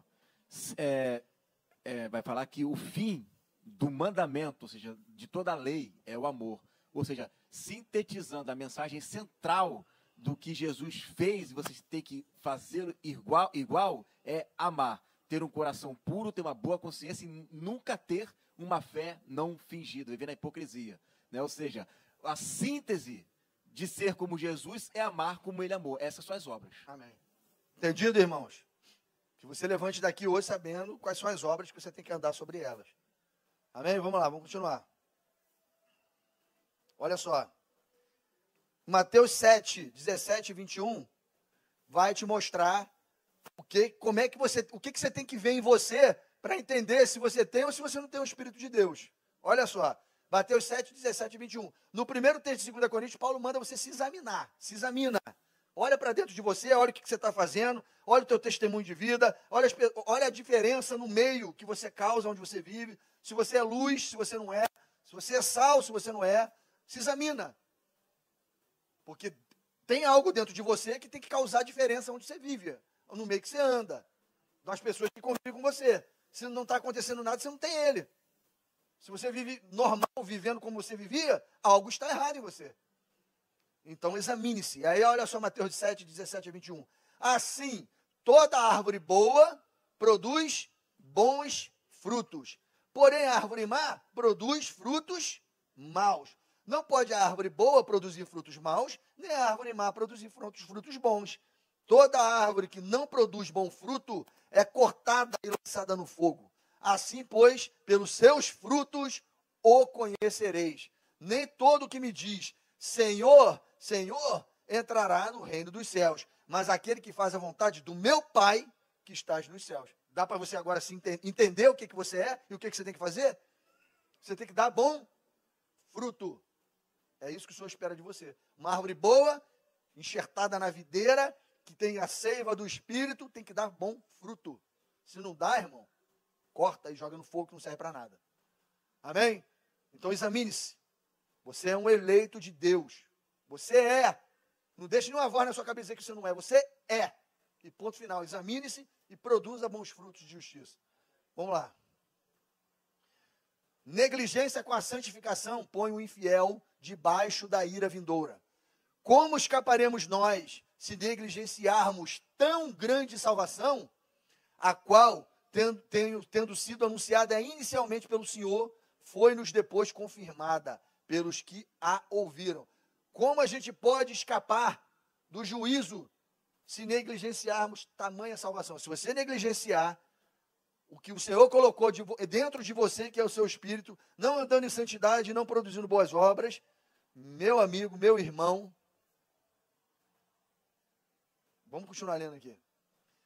De quanto mais severo castigo julgais vós, será considerado digno aquele que calcou aos pés, ou calcou aos pés a cabeça do Filho de Deus, pisou, profanou o sangue da aliança, com o qual foi santificado, e ultrajou o Espírito da graça. Ora, nós conhecemos aquele que disse, a mim pertence a vingança, eu retribuirei, e outra vez o Senhor julgará o seu povo. Lê o finalzinho aí para mim, irmãos. Horrível coisa é cair nas mãos do Deus vivo. Se você profanar o sangue da aliança, o sangue de Cristo, pelo qual você foi santificado, e pisar na cabeça do Filho de Deus, expondo ele ao ridículo, ao vitupério, à ignomínia, ao ridículo, meu irmão, pode esperar, terrível coisa é cair na mão de Deus vivo, porque ele vai se vingar. Ele está dizendo aqui, eu me vingarei, o juízo vai começar pela minha casa, eu vou me vingar. E terrível coisa é cair na minha mão, porque o homem não precisa temer aquele que mata o corpo, mas tem que temer aquele que joga no lago de fogo e enxofre o homem com alma e com corpo, a dizer, a segunda morte. É esse que você tem que temer. É a esse que você tem que temer. O bandido te mata, te rouba, te dá um tiro, você morre e acabou. Jesus volta, você ressuscita. Se você estiver em santidade e pronto. Olha, aqui estava lembrando, só pode rejeitar o sangue aquele que foi santificado pelo sangue. Isso não é o incrédulo, isso não é o do lado de fora. Não. Isso é filho de Deus. Eu falei aqui, qual foi a primeira coisa que eu falei aqui antes de começar essa reunião? Alguém lembra? Alguém lembra? Essa palavra é para quem? É para as nações? É para quem? Para a igreja. Eu falei lá no princípio. Não é para as nações. Esse papo aqui, ó, é tete a tete, pai e filhos. Pai e filhos. Não é nação. Não é criação. É papo de pai para filho. Tete a tete. Esse é o nosso papo aqui dessa aula. Perda da salvação não é para as nações. Perda da salvação é para quem é filho. Amém? Vamos continuar. Parei em qual aí? Hebreus? Hebreus 12, 8, né? Mas, olha só agora. Mas, se estáis sem correção de que todos se têm tornado participantes, logo sois bastardos e não filhos. O que esse texto está dizendo? Que Deus açoita todo o filho que ele ama. E se não está acontecendo isso na tua vida, meu amigo, meu irmão, pode ser que você já seja bastardo e não filho. Não tem herança, bastardo não tem herança. Você está entendendo a gravidade dessa conversa aqui? Às vezes você é apertado por Deus, você é podado por Deus para dar mais frutos, e você sente dor, você lamúria, você murmura, você diz, o Senhor, por que o Senhor está fazendo isso comigo? Às vezes o Senhor está te moldando, está te apertando, que nem o vaso na mão do oleiro, está forjando no fogo para você tirar as impurezas e reluzir que nem ouro de Ufim, para ele ver em você a face dele, a face do ourives. Meu amigo, meu irmão, se isso não está acontecendo com você, se você não está sendo admoestado, apertado por Deus, tem alguma coisa errada. Você já viu vida de crente fácil, irmão? Já viu, não? Não tem vida de crente fácil. Não tem facilidade na vida de um cristão. Vai ter tribulação, mas tem de bom ânimo, porque se ele venceu, a gente vai vencer também. Isso é certo, porque está escrito. Amém? Vamos lá. Então o Senhor, ele admoesta, ele trata, ele aperta, ele machuca, ele pesa a mão para corrigir se você estiver errado, para você voltar a andar em cima das obras que ele falou para você andar de antemão. É para isso, o pai ama corrigir o filho, porque ele quer que você persevere até o fim, porque ele quer colocar a coroa na tua cabeça, irmão. Tem a coroa com o formato da tua cabeça lá no final. Triste é para Deus você chegar no final e aquela coroa está lá e ficar sem a tua cabeça. Porque você perdeu a sua cabeça no caminho. Você está entendendo? Tem uma coroa lá te esperando, irmãos. Está lá já, pronta, esperando você.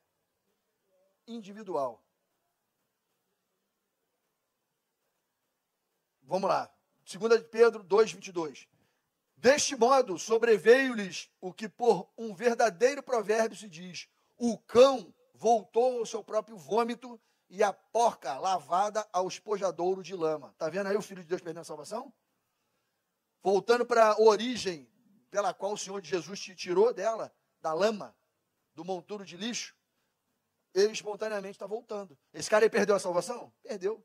Voltou para a lama, para o próprio vômito. Calcou a cabeça do Filho de Deus, expôs o sacrifício de Jesus a nada, ultrajou o sangue da aliança pelo qual ele foi santificado. Voltou para a porcaria, para os pecados e delitos dele, prefere viver assim. Tu acha que tem salvação para um camarada desse, irmão? Pastor Pedro, uma coisa que a sua voz está sendo alcançada aqui ao redor. Amém. Deus me deu isso aqui agora aqui para falar. E muita gente está ouvindo aqui ao redor. Tem pessoas que de repente estão nessa situação aí, se encontra nessa situação aí. Está desviado dos caminhos do Senhor. É um filho, tomou até agora essa decisão errada, mas hoje é um dia que pode ser o dia que ela pode voltar. Amém. Se ela voltou ao vômito, hoje ela ainda pode voltar para o caminho correto. Pode. Então, querido, se você está em algum canto aí, se Deus me tocou para falar isso aqui, eu creio que tem alguém ouvindo a minha voz aí agora, nesse momento. Se você está em algum lugar aí ouvindo essa palavra, isso é a palavra de Deus. Isso é sério. Então, em nome de Jesus, até o final aqui, entra por esses portões abertos e vem a presença do Senhor, em Amém. nome de Jesus. Você pode aplaudir o Senhor, irmão? É porque essa aula é dura e do meio para o final a gente vai falar de arrependimento. Ainda não chegou o momento aqui, tá? É uma aula dura mesmo. Parece até que eu estou aqui anunciando só tragédia. Que na verdade é mesmo, perder a salvação é uma tragédia. Só que Deus é longânimo, é resiliente. Não é uma coisa assim, fez agora, acabou, logo depois que fez. Vocês vão ver textos que Deus é longânimo. Deus, ele é misericordioso. Principalmente com seus filhos. Você vai ver nos textos aqui. Eu estou mostrando coisas aqui, em 2 de Pedro, que aconteceram sem arrependimento nenhum. O cara voltou e ficou lá. Ele quis ficar lá. Ele vai estar nessa situação e Jesus está falando. O cara saiu da lama e preferiu voltar para ela do que ter a minha ao seu lado. Mas vamos continuar indo. A aula está desenrolando. A aula está desenrolando. Mas aquele que escutou a voz aí, vem aqui, entra aqui no final, a gente orar sobre a sua vida, porque Deus é longânimo. Você vai ver textos aí que vai falar disso. Jesus é longânimo. Hebreus 10, 26, 27, outra sentença. Porque se pecarmos, olha o que está escrito aí, irmão, isso é importante você ler. Porque se pecarmos voluntariamente, você está pecando por quê? Porque você quer.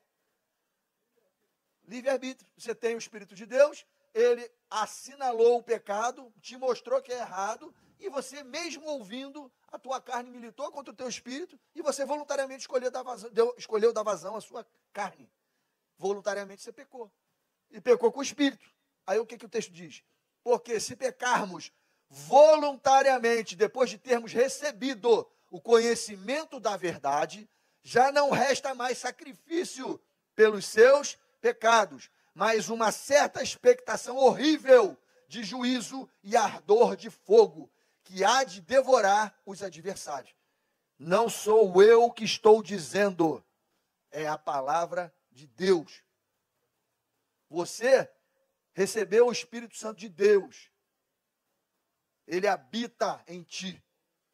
É para você viver em novidade de vida e não pecando voluntariamente. Nós vamos falar agora, vamos entrar nesse assunto de pecado voluntário. Pecado para a morte, pecado que não é para a morte. Eu espero que o Senhor me dê graça para orientar aqui a comunidade cristã Logos a respeito desse assunto e você saia daqui consciente do que é pecar para a morte e pecado que não é para a morte. Vocês vão ter consciência disso. A gente já viu um pecado que é para a morte e é imperdoável para Deus. Qual é o pecado? A blasfêmia contra o Espírito. Esse é pecado para a morte, é indesculpável. Não tem conversa. Mas existem outros tipos de pecado. E a gente vai ver isso aqui. Vamos lá, vamos ver o texto aí.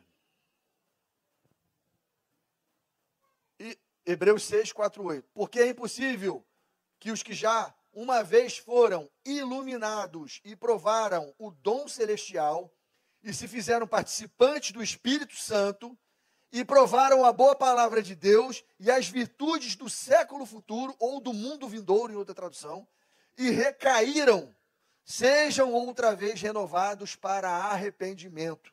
Pois assim, quanto a eles, de novo, crucificam o Filho de Deus e o expõem ao ridículo, ao vitupério. Porque a terra que embebe a chuva, que muitas vezes cai sobre ela e produz erva proveitosa para aqueles por quem é lavrada, recebe a bênção de Deus. Mas a que produz espinhos e abrolhos é reprovada, e perto está da maldição, e o seu fim é ser queimada. Esse assunto aqui, irmãos, esse assunto aqui, o Filho de Deus participou, foi iluminado, provou do dom celestial, curou, fez milagres e prodígios, fez. Participou do Espírito Santo, teve comunhão do Espírito, sentou-se à mesa, tomou ceia, se pactuou com Jesus, faz parte do corpo, tem unidade de espírito, faz parte do corpo. O texto está falando isso. Provaram a boa palavra de Deus, ouviram as ministrações, lavou suas roupas pela palavra, lavou suas vestes pela palavra. Vamos continuar. Não, volta no texto aí.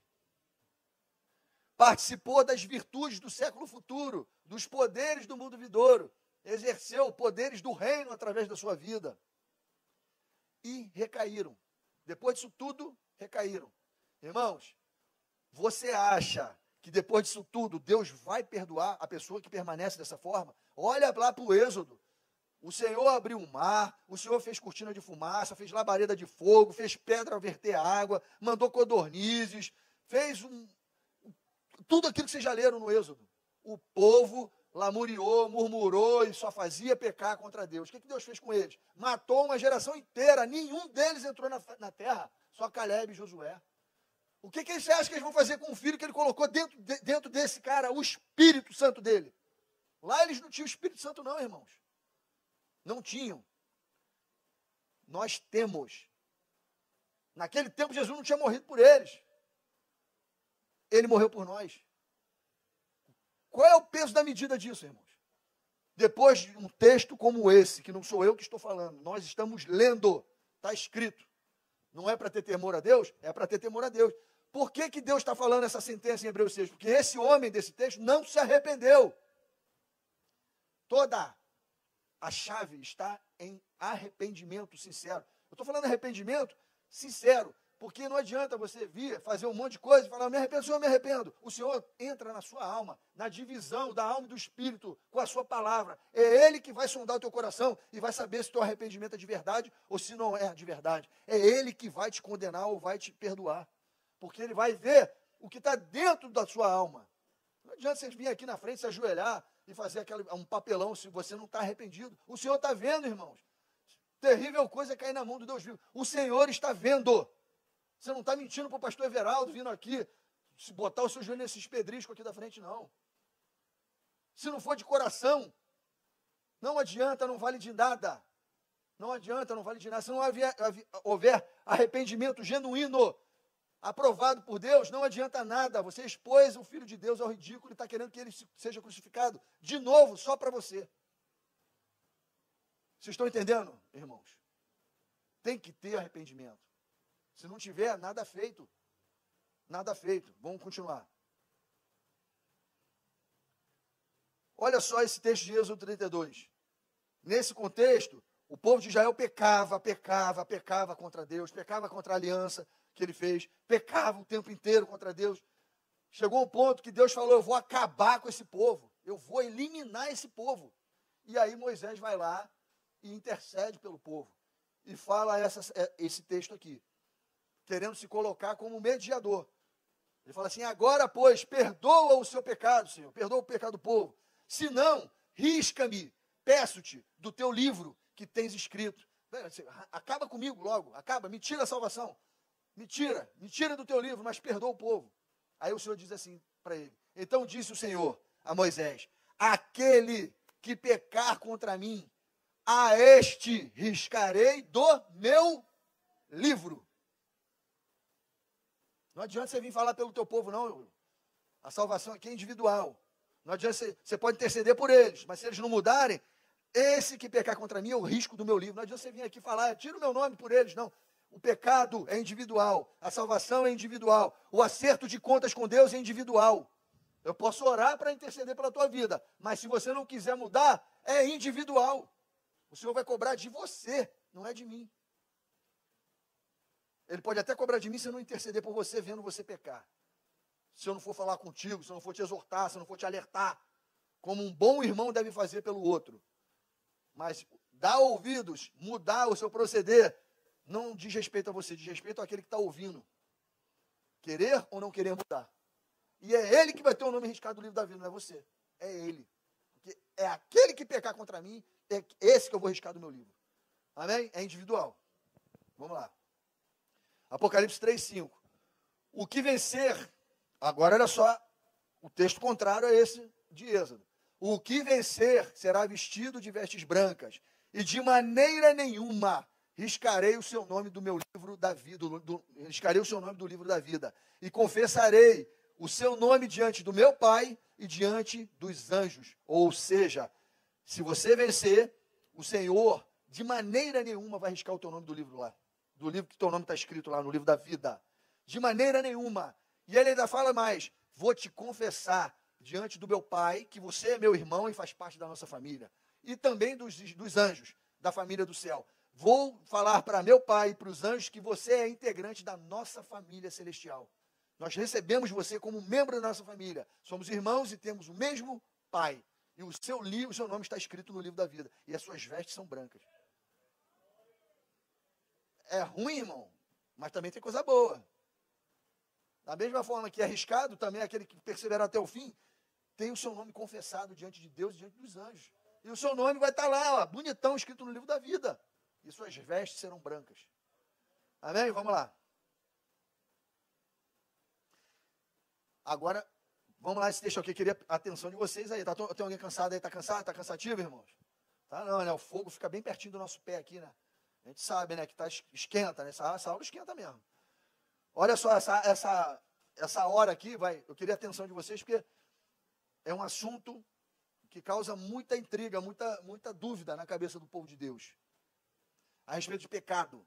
Pecado que é para a morte, pecado que não é para a morte. Nós vamos entender isso hoje, de uma vez por todas. Eu vou ler o texto, depois nós vamos aplicar. Se alguém, 1 João 5,16, muita gente já leu esse texto, já pregou sobre esse texto. E vamos ver o que ele diz aí, ó. Se alguém ver, né? Se alguém vir pecar seu irmão, pecado que não é para a morte, orará. E Deus dará a vida àqueles que não pecarem para a morte. Há pecado para a morte, e por esse não digo que ore. Toda a iniquidade é pecado, e há pecado que não é para a morte. Certo? Vamos lá. O ato de pecar, o Senhor está dizendo ali, deixa o texto aqui para mim, irmão, que eu vou ficar indo e vindo nele. O ato de pecar, ele diz que é iniquidade. Todo pecado é iniquidade. O ato de pecar é iniquidade. O problema é o tipo de pecado. O ato é iniquidade, mas o tipo é para a morte ou não é para a morte. Estão entendendo? Pecar é iniquidade. Qualquer tipo de pecado é iniquidade. Mas o tipo de pecado é para a morte ou não é para a morte. O que caracteriza o ato de pecar que é iniquidade, como um tipo de pecado que é para a morte e um tipo de pecado que não é para a morte? É o arrependimento. Vou explicar. Você olha teu irmão. Primeiro eu quero falar de um pecado, que é o pecado da vida que deve ser o pecado da vida do crente, que é o pecado por acidente. Tem pecado que você está dirigindo, você xinga o camarada que te fecha. Aquele pecado que você dá uma topada, você fala um palavrão. Aquele pecado que você atende o telefone lá.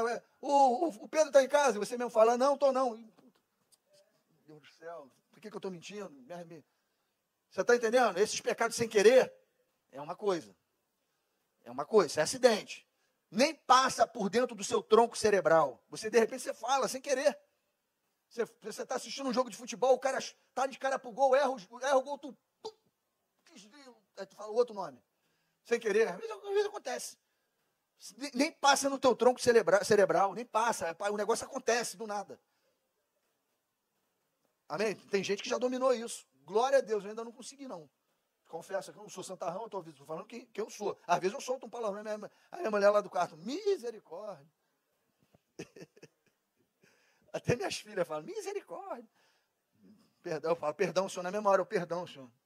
Perdão, Senhor Cristo, lava minhas vestes com teu sangue, Senhor, nome de nome. Perdoa, Senhor. E aí, a partir daquele momento lá, eu até tenho vontade mais seguro. Mas aquele que sai sem querer já saiu, né? O anjo já anotou lá, já era. Já pedi perdão, beleza. Vocês entenderam que existe esse tipo de pecado? Aquele que não passa dentro das tuas faculdades mentais. Não passa. De repente você solta.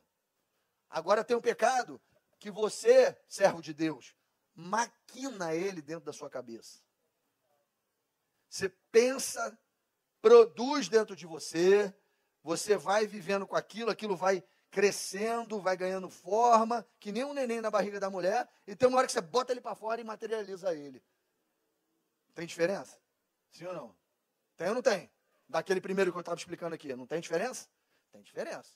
Esse aqui, você tem o Espírito Santo de Deus, ele está dentro de você, juntamente com essa maquinação de pecado que você está lá elaborando dentro da tua cabeça, e o Espírito está lá o tempo todo. Para de pensar nisso. Ela tem marido. Ela tem marido. Pastor, eu ia falar justamente isso. Não existe adultério por inadvertido, por acidente. Ela tem marido. Ela tem marido. Aí você vai para o trabalho, no primeiro dia, olha, ela está lá no trabalho, você olha, aí ela dá aquela olhadinha para você, e você começa a alimentar aquele negócio na sua cabeça, você começa a viver aquilo ali, e vai crescendo, e o Senhor falando para você, corta pela raiz isso. Meu filho, para, você tem esposa, ela tem marido, para. E você continua fomentando, continua alimentando aquilo. Irmão, olha que diferença. O Senhor está falando com você. O Senhor está pedindo, mandando, ordenando pelo Espírito você parar. E você está alimentando aquele desejo. Até um momento em que vai acontecer. Olha a diferença disso, irmãos. O Senhor cansou de falar com você, cansou de alertar. O sinal estava piscando de alerta o tempo todo do Espírito ali, ó. Meu filho, sai, corta, sai. Você escolheu dar vazão àquilo. Até uma hora que acontece. Aí você é um coitadinho? Não é um coitadinho, irmãos. Não é um coitadinho. Você sabe o que você estava fazendo. Você sabe. Aí imagina, mais nessa situação aqui hipotética que a gente está falando, tem um amigo seu do seu trabalho que é cristão. E ele está vendo. Ele está percebendo. E ele vai e fala, vai orar, fala contigo. Ô fulano, pô, cara, tu é pastor, cara. Tu é presbítero, tu é diácono. Pelo amor de Cristo. Pô, tô vendo, cara. Em nome de Jesus, vamos orar, vamos repreender esse espírito aí de adultério que está em você, cara. Ora comigo. Aí você fala assim para ele, meu irmão, vai cuidar da sua vida, pô. Cuida da sua vida, pô. Compra um gato que tem 7 vidas, cuida das 7 vidas do gato e larga a minha. Vai se tratar, pô. Vai para lá, sai fora. É disso que o texto está falando. Não ore. Não adianta. Tem pecados que é para a morte, não adianta orar. Você foi falar com o cara premeditou tudo, está consumando o adultério, está saindo com a menina, você já viu, você está falando com ele, e ele não se arrepende. Ele escolheu voluntariamente caminhar por esse estado pecaminoso. Aí o Senhor fala assim, por nem ore, ele não se arrepende. Não adianta mais orar. Você foi e falou com ele. Você foi e exortou ele. Você foi e orou por ele. Da primeira vez. E o cara não muda. O cara quer continuar pecando. Não quer se arrepender. Você está vendo que um ato gerou um tipo de pecado? Um pecado que é para a morte. E aí agora não adianta. Não ore. Faz que nem Paulo entrega para Satanás. Vai fazer o quê? Não ore. Agora tem o pecado que você... Imagina essa mesma situação hipotética, e esse amigo indo orar com esse cara. E esse cara se quebranta, chora, depois de ter adulterado, chora, sofre, e o Senhor vê um arrependimento genuíno no coração dele. Ele realmente vai lá e fala para sua mulher, minha esposa, aconteceu isso e isso, houve um momento de fraqueza, eu me arrependo diante de ti. Agora essa mulher vai matar ele, eu não sei. Mas ele se arrependeu. Diante de Deus, diante de Deus, ele não pecou mais para a morte. Ele se arrependeu genuinamente. Ele vai pagar o preço que for, segundo a lei de Deus, mesmo que ele tenha que viver sozinho, sem mulher nenhuma para o resto da vida, como está escrito em Mateus 19. Ele não vai, pode até morrer na madrugada. Se ele escapar dessa primeira noite, mas pelo menos está arrependido, ele vai para o seio de Abraão, não vai para o lago de fogo. Né? Mesmo que a mulher jogue um bule de água quente no ouvido dele. Se ele se arrependeu, ele vai pelo que de menos... repente esse bule de água quente não passou pelo tronco cerebral dela, né? Aí ela pede perdão também, o senhor... Mas vocês estão entendendo, irmãos, aqui? Vamos voltar sério aqui, pelo amor de Deus. Esse assunto é sério demais, meu Deus. Esse assunto é sério demais. Vocês estão entendendo o ato de pecar e o tipo de pecado? O ato de pecar, não interessa se o cara está adulterando ou não está adulterando. É iniquidade. Mas, se ele se arrepende de verdade, por causa da oração daquele justo que foi lá, ele não é mais para a morte. Agora, se ele não se arrepende e continua fazendo voluntariamente, é para a morte, não adianta orar. Vocês entenderam o princípio, irmãos? Que eu estou falando aqui? Entenderam que existe um pecado que não tem perdão, é a blasfêmia com o espírito. Existe um pecado que nem passa pelo tronco cerebral. Você peca sem querer, aquele que você dá uma topada, fala um palavrão, aquele cara perde o gol, é outra coisa. Agora tem o pecado premeditado. Tem o pecado premeditado. E quando você materializa isso, mesmo dentro da tua cabeça, você já está pecando. Quando você permanece pensando, você já está pecando. O Senhor Jesus fala que você já começa a adulterar mesmo no pensamento. Mesmo no pensamento. E o Espírito de Deus está falando contigo, para, você já vem pecando. E se você não se arrepende, você morreu, irmãos. Morreu. É para a morte. Agora, se você se arrepende, porque o cara foi lá, viu, olhou, viu que não é para a morte, viu que você está lutando contra a tua carne, ele vai lá te exorta e você dá o passo atrás, você se arrepende, você está lutando realmente, se você era um cara que veio do mundo e era cheio dessa mania, e você está lutando contra isso, você adulterou, e aí você se arrepende, chora, e Deus vê que é genuíno, não é pecado para a morte. O Senhor vai te perdoar, mas vai lá e restitui a sua noiva, a sua mulher, confessa para ela, é digno isso. Não adianta você pecar, você pecar contra uma vida e não ressarcir aquela vida. Mesma coisa é quando você deve para alguém. Você peca para alguém, você peca com alguém um pecado sério, você subtrai por causa do teu pecado alguma coisa da vida daquela pessoa. Você vai lá, pede perdão, ela vai te perdoar, mas é digno você ir lá e ressarcir aquilo que você tirou daquela pessoa. A confiança da mulher, quando você falar para ela que você traiu a sua esposa, a confiança dela, você vai falar para ela assim, ó, minha esposa, aconteceu isso e isso no momento de fraqueza. Tomara que ela seja cristã. Tomara que ela tenha o Espírito Santo de Deus dentro dela. Porque se for do mundo, julgo desigual, é difícil. Salve exceção, mas é difícil isso aí ser restabelecido. Mas uma mulher de Deus, que vê que o marido está realmente, ela pode ficar brava, pode ficar ressentida, pode arranhar a relação, mas se ela vê e os teus atos dali para frente forem de justiça, dignos, a sua mulher pode te perdoar. E é isso que Deus quer que faça. Você está entendendo, irmão? Estou passando a mão na cabeça de adúltero aqui não, pelo amor de Deus, hein? O Senhor sabe das coisas. Eu estou querendo explicar o que é um pecado para a morte e um pecado que não é para a morte. É arrependimento genuíno, que diferencia os tipos de pecado. O ato é pecaminoso, o ato é impiedade, mas perseverar no ato voluntariamente, ser exortado e não mudar, você está caminhando para um pecado que é para a morte. Agora, se você muda, sofre o arrependimento, volta atrás, o Senhor vai te perdoar. O que vai acontecer no mundo dos homens, a repercussão disso, as coisas que você vai sofrer no mundo dos homens não tem a ver com o mundo espiritual.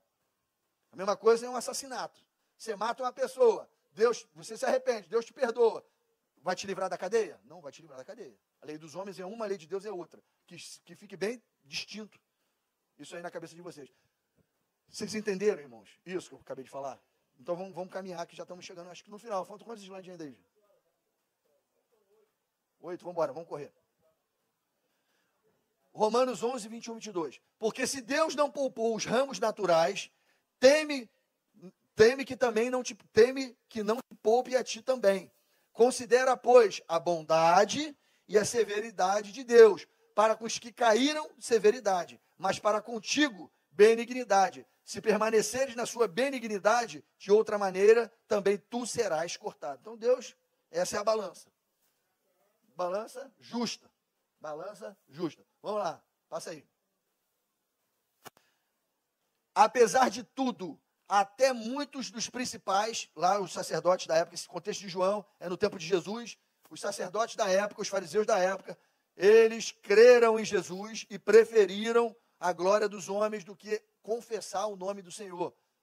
Olha o texto. Apesar de tudo, até muitos dos principais creram nele, mas não o confessavam por causa dos fariseus, para não serem expulsos da sinagoga, porque amavam mais a glória dos homens do que a glória de Deus. Então, irmãos, o que esse texto nos diz? Se você negar ao Senhor, ele vai te negar também. Pode esperar.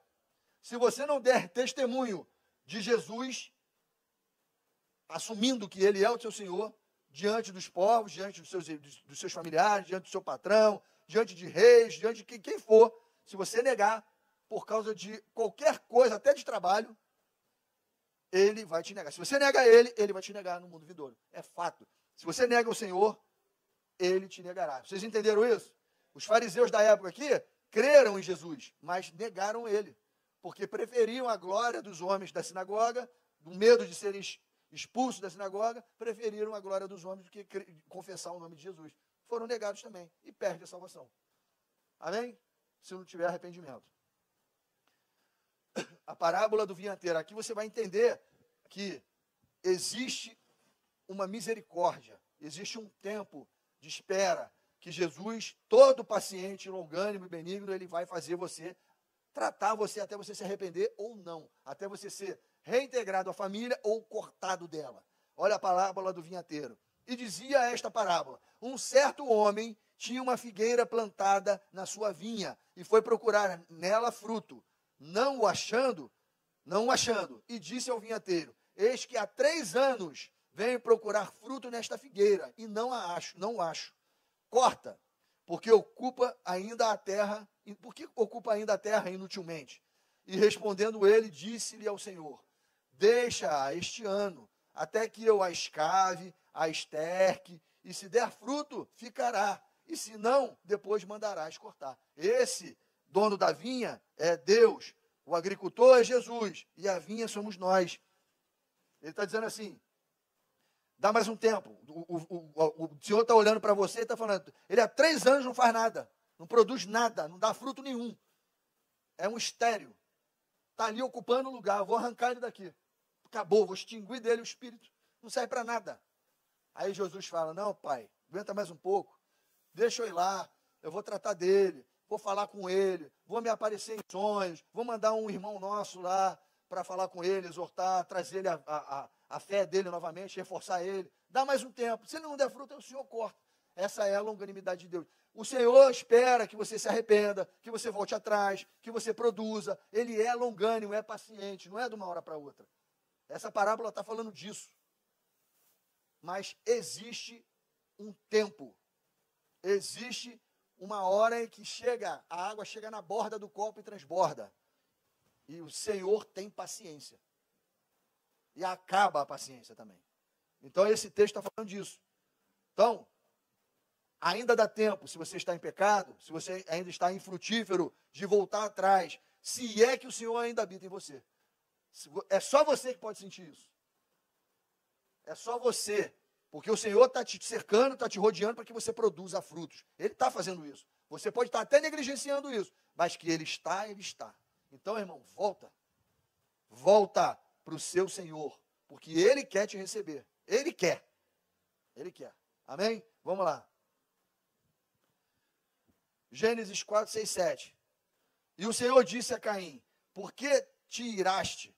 E o que descaiu o teu semblante? Se bem fizeres, não é certo que serás aceito? E se não fizeres bem, o pecado jaz à porta. E sobre ti será o seu desejo, mas sobre ele deves dominar. Esse texto está aí para mostrar que, corroborando com o texto passado, o Senhor sempre vai te avisar. Aquilo que o Senhor Jesus está fazendo lá na parábola do vinhateiro, cercando, reenxertando, cavando mais um pouco, é a longanimidade dele. Se você está pecando, ele te avisa.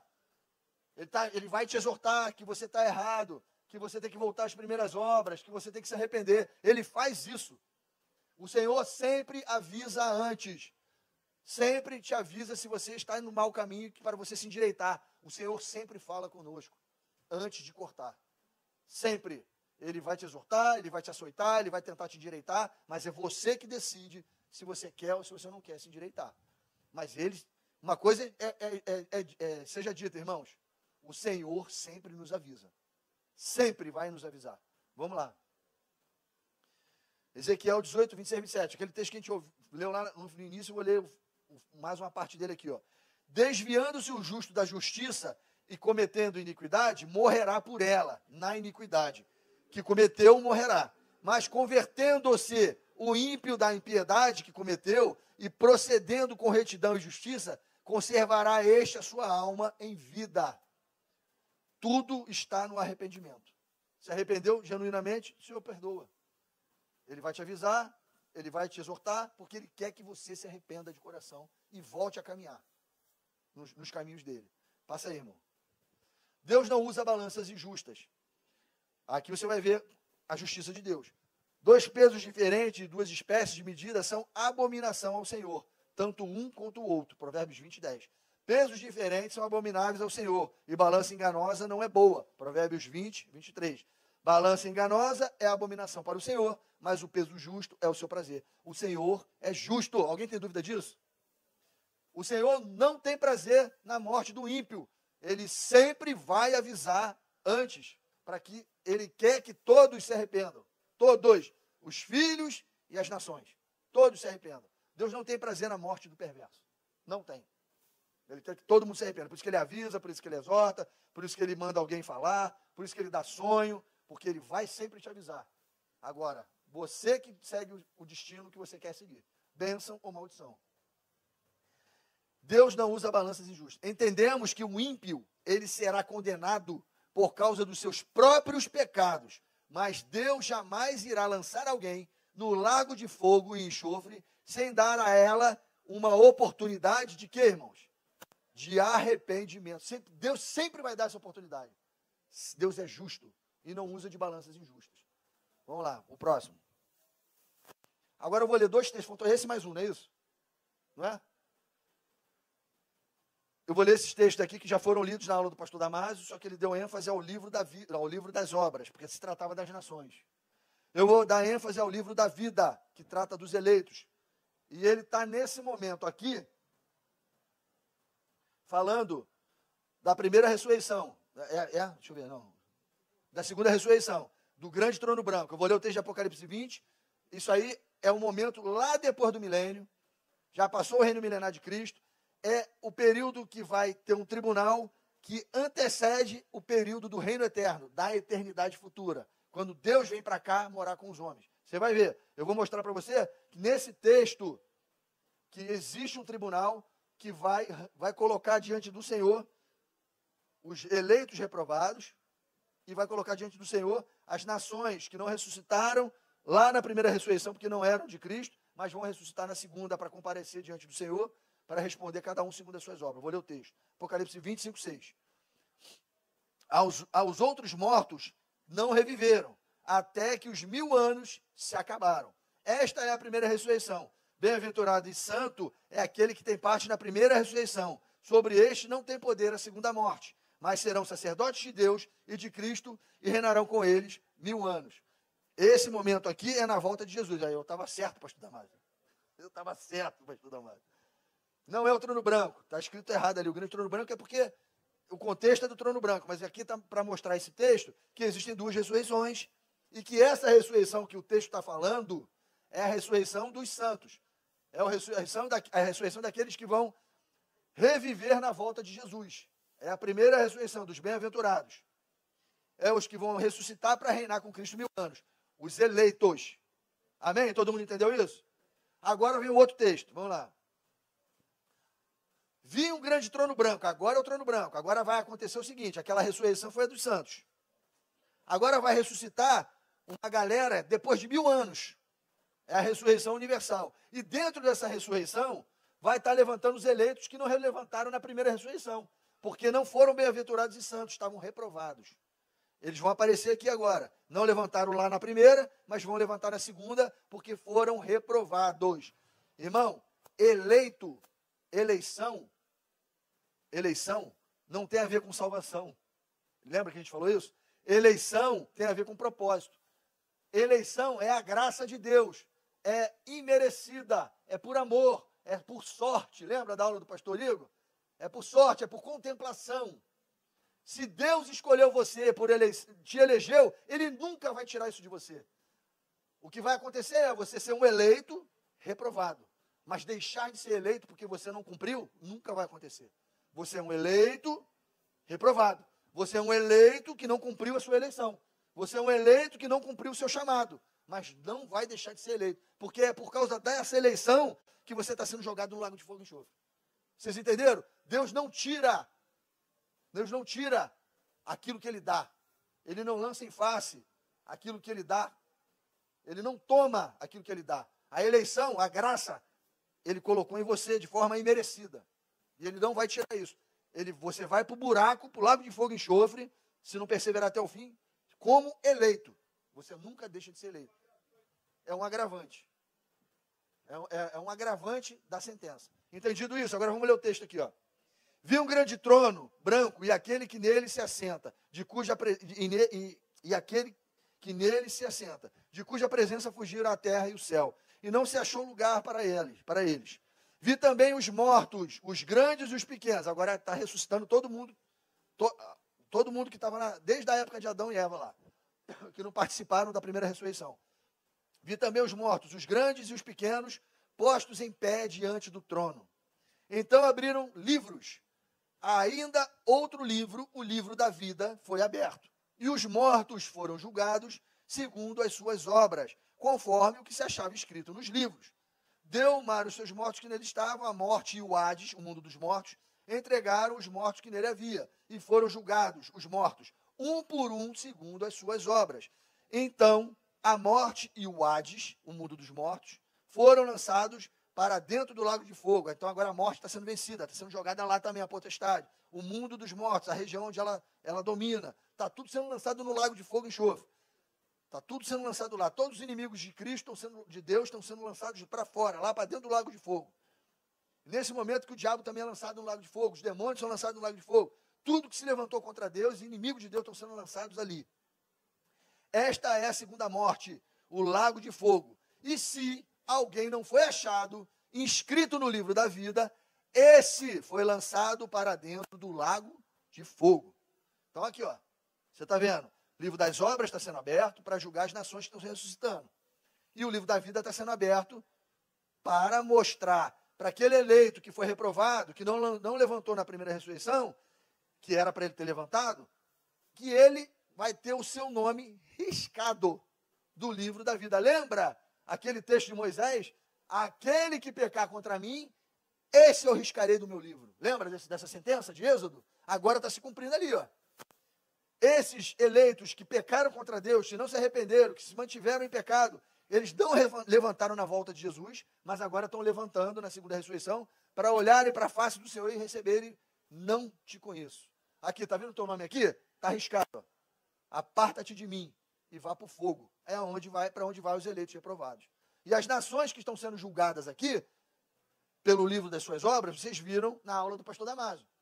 Cada um vai ser julgado conforme as suas obras. Se tiver entre essas nações, no livro das suas obras, obras boas, vai entrar no reino eterno, como nação, e vai continuar sendo regida pelos reis e sacerdotes. Se não tiverem obras boas, forem obras mais preponderantes no seu livro das obras, vão ser lançados vivos no lago de fogo e enxofre, porque ressuscitaram em alma e corpo para serem lançados na segunda morte com alma e corpo. Porque quando pecaram e transgrediram contra Deus, fizeram com alma e com corpo. Não tem alma que vai para o lago de fogo e nem tem corpo que só que vai para o lago de fogo. É alma e corpo. Os dois pecaram juntos contra Deus. Então, nações vão para o lago de fogo e enxofre se tiverem seus livros das obras ruins, maus, e nações com o livro das obras boas vão entrar no reino eterno. Acabou o texto aí? E o último texto de Irineu de Lyon, João Crisóstomo, esse texto aqui, ó, é bem bacana, para vocês verem que tem muita gente que fica assim, ai, lago de fogo e enxofre, um lugar de calor eterno, um lugar, ai, será que é assim mesmo? Será que é isso? Será que tu vai ficar queimando para sempre lá, pelos séculos dos séculos? Caramba, eu já escutei pessoas falando para mim, mas Deus não é mau, Deus é amor. Não é possível isso. Uma alma, uma pessoa com alma e com corpo vai ficar queimando ali para o resto, para sempre. Irmãos, é para sempre. Olha o que o irmão da igreja primitiva vai dizer aí. Você pode ler esse texto para mim, Igor? Porque a minha garganta aqui já está de final, meu irmão. E as virgens excluídas não entrarão na sala, e aqueles que não alimentaram, disse, e irão estes para o castigo eterno. Mateus 25, 46. E não me retruques. Onde fica a equidade, se o castigo não tem fim? Pois quando Deus faz alguma coisa, deves obedecer a seu plano, e não submeter os seus pronunciamentos a raciocínios humanos. A Adão, na verdade, um só pecado acarretou a morte. Nós, contudo, cometemos diariamente inúmeros pecados. Mas se ele, por um só pecado, sofreu tão grande mal e ficou sujeito à morte, nós que sempre vivemos no pecado, o que não sofreremos? Que em vez do paraíso esperamos o céu? São questões molestas e causam tristeza ao ouvinte. Estou bem ciente disso, por aquilo que eu mesmo sofro, pois meu coração se comove e palpita. E quanto mais vejo bem fundado o ensinamento sobre a geena, tanto mais temo e tremo. Mas é necessário proferir tais coisas para não cairmos na geena. Geena é o lago de fogo, a segunda morte. Você está vendo aí o que o João Crisóstomo está falando? Se Adão e Eva, por causa de um pecado, entrou a morte em toda uma humanidade, a gente paga por isso até hoje, ou não pagamos por causa disso? Por causa de um pecado. Você imagine por causa de multidões de pecados que a gente comete diariamente e não nos arrependemos até o fim. O que a gente merece? Se por causa de um pecado entrou o pecado, a morte sobre toda uma humanidade, o que dirá de nós que pecamos diariamente contra Deus se não nos arrependemos? Para onde a gente tem que ir? É para o lago de fogo mesmo, pô. Não tem essa de, Deus é tão cruel. Não, não é não. É justo. É lei. Vocês entenderam o princípio aqui do pai da igreja, que ele está falando? Amém, irmãos? Eu espero que essa palavra crie dentro de cada um de vocês, a partir de agora, que já conhecem o seu chamado, pelo qual foram eleitos, que vocês tenham responsabilidade nos seus chamados. Ser cristão, ser seguidor de Cristo, não é só vir para a igreja, se sentar e ouvir a palavra de Deus. Você tem que praticar ela, ser luz e sal para os seus irmãos aí fora, para a sua família, no seu trabalho.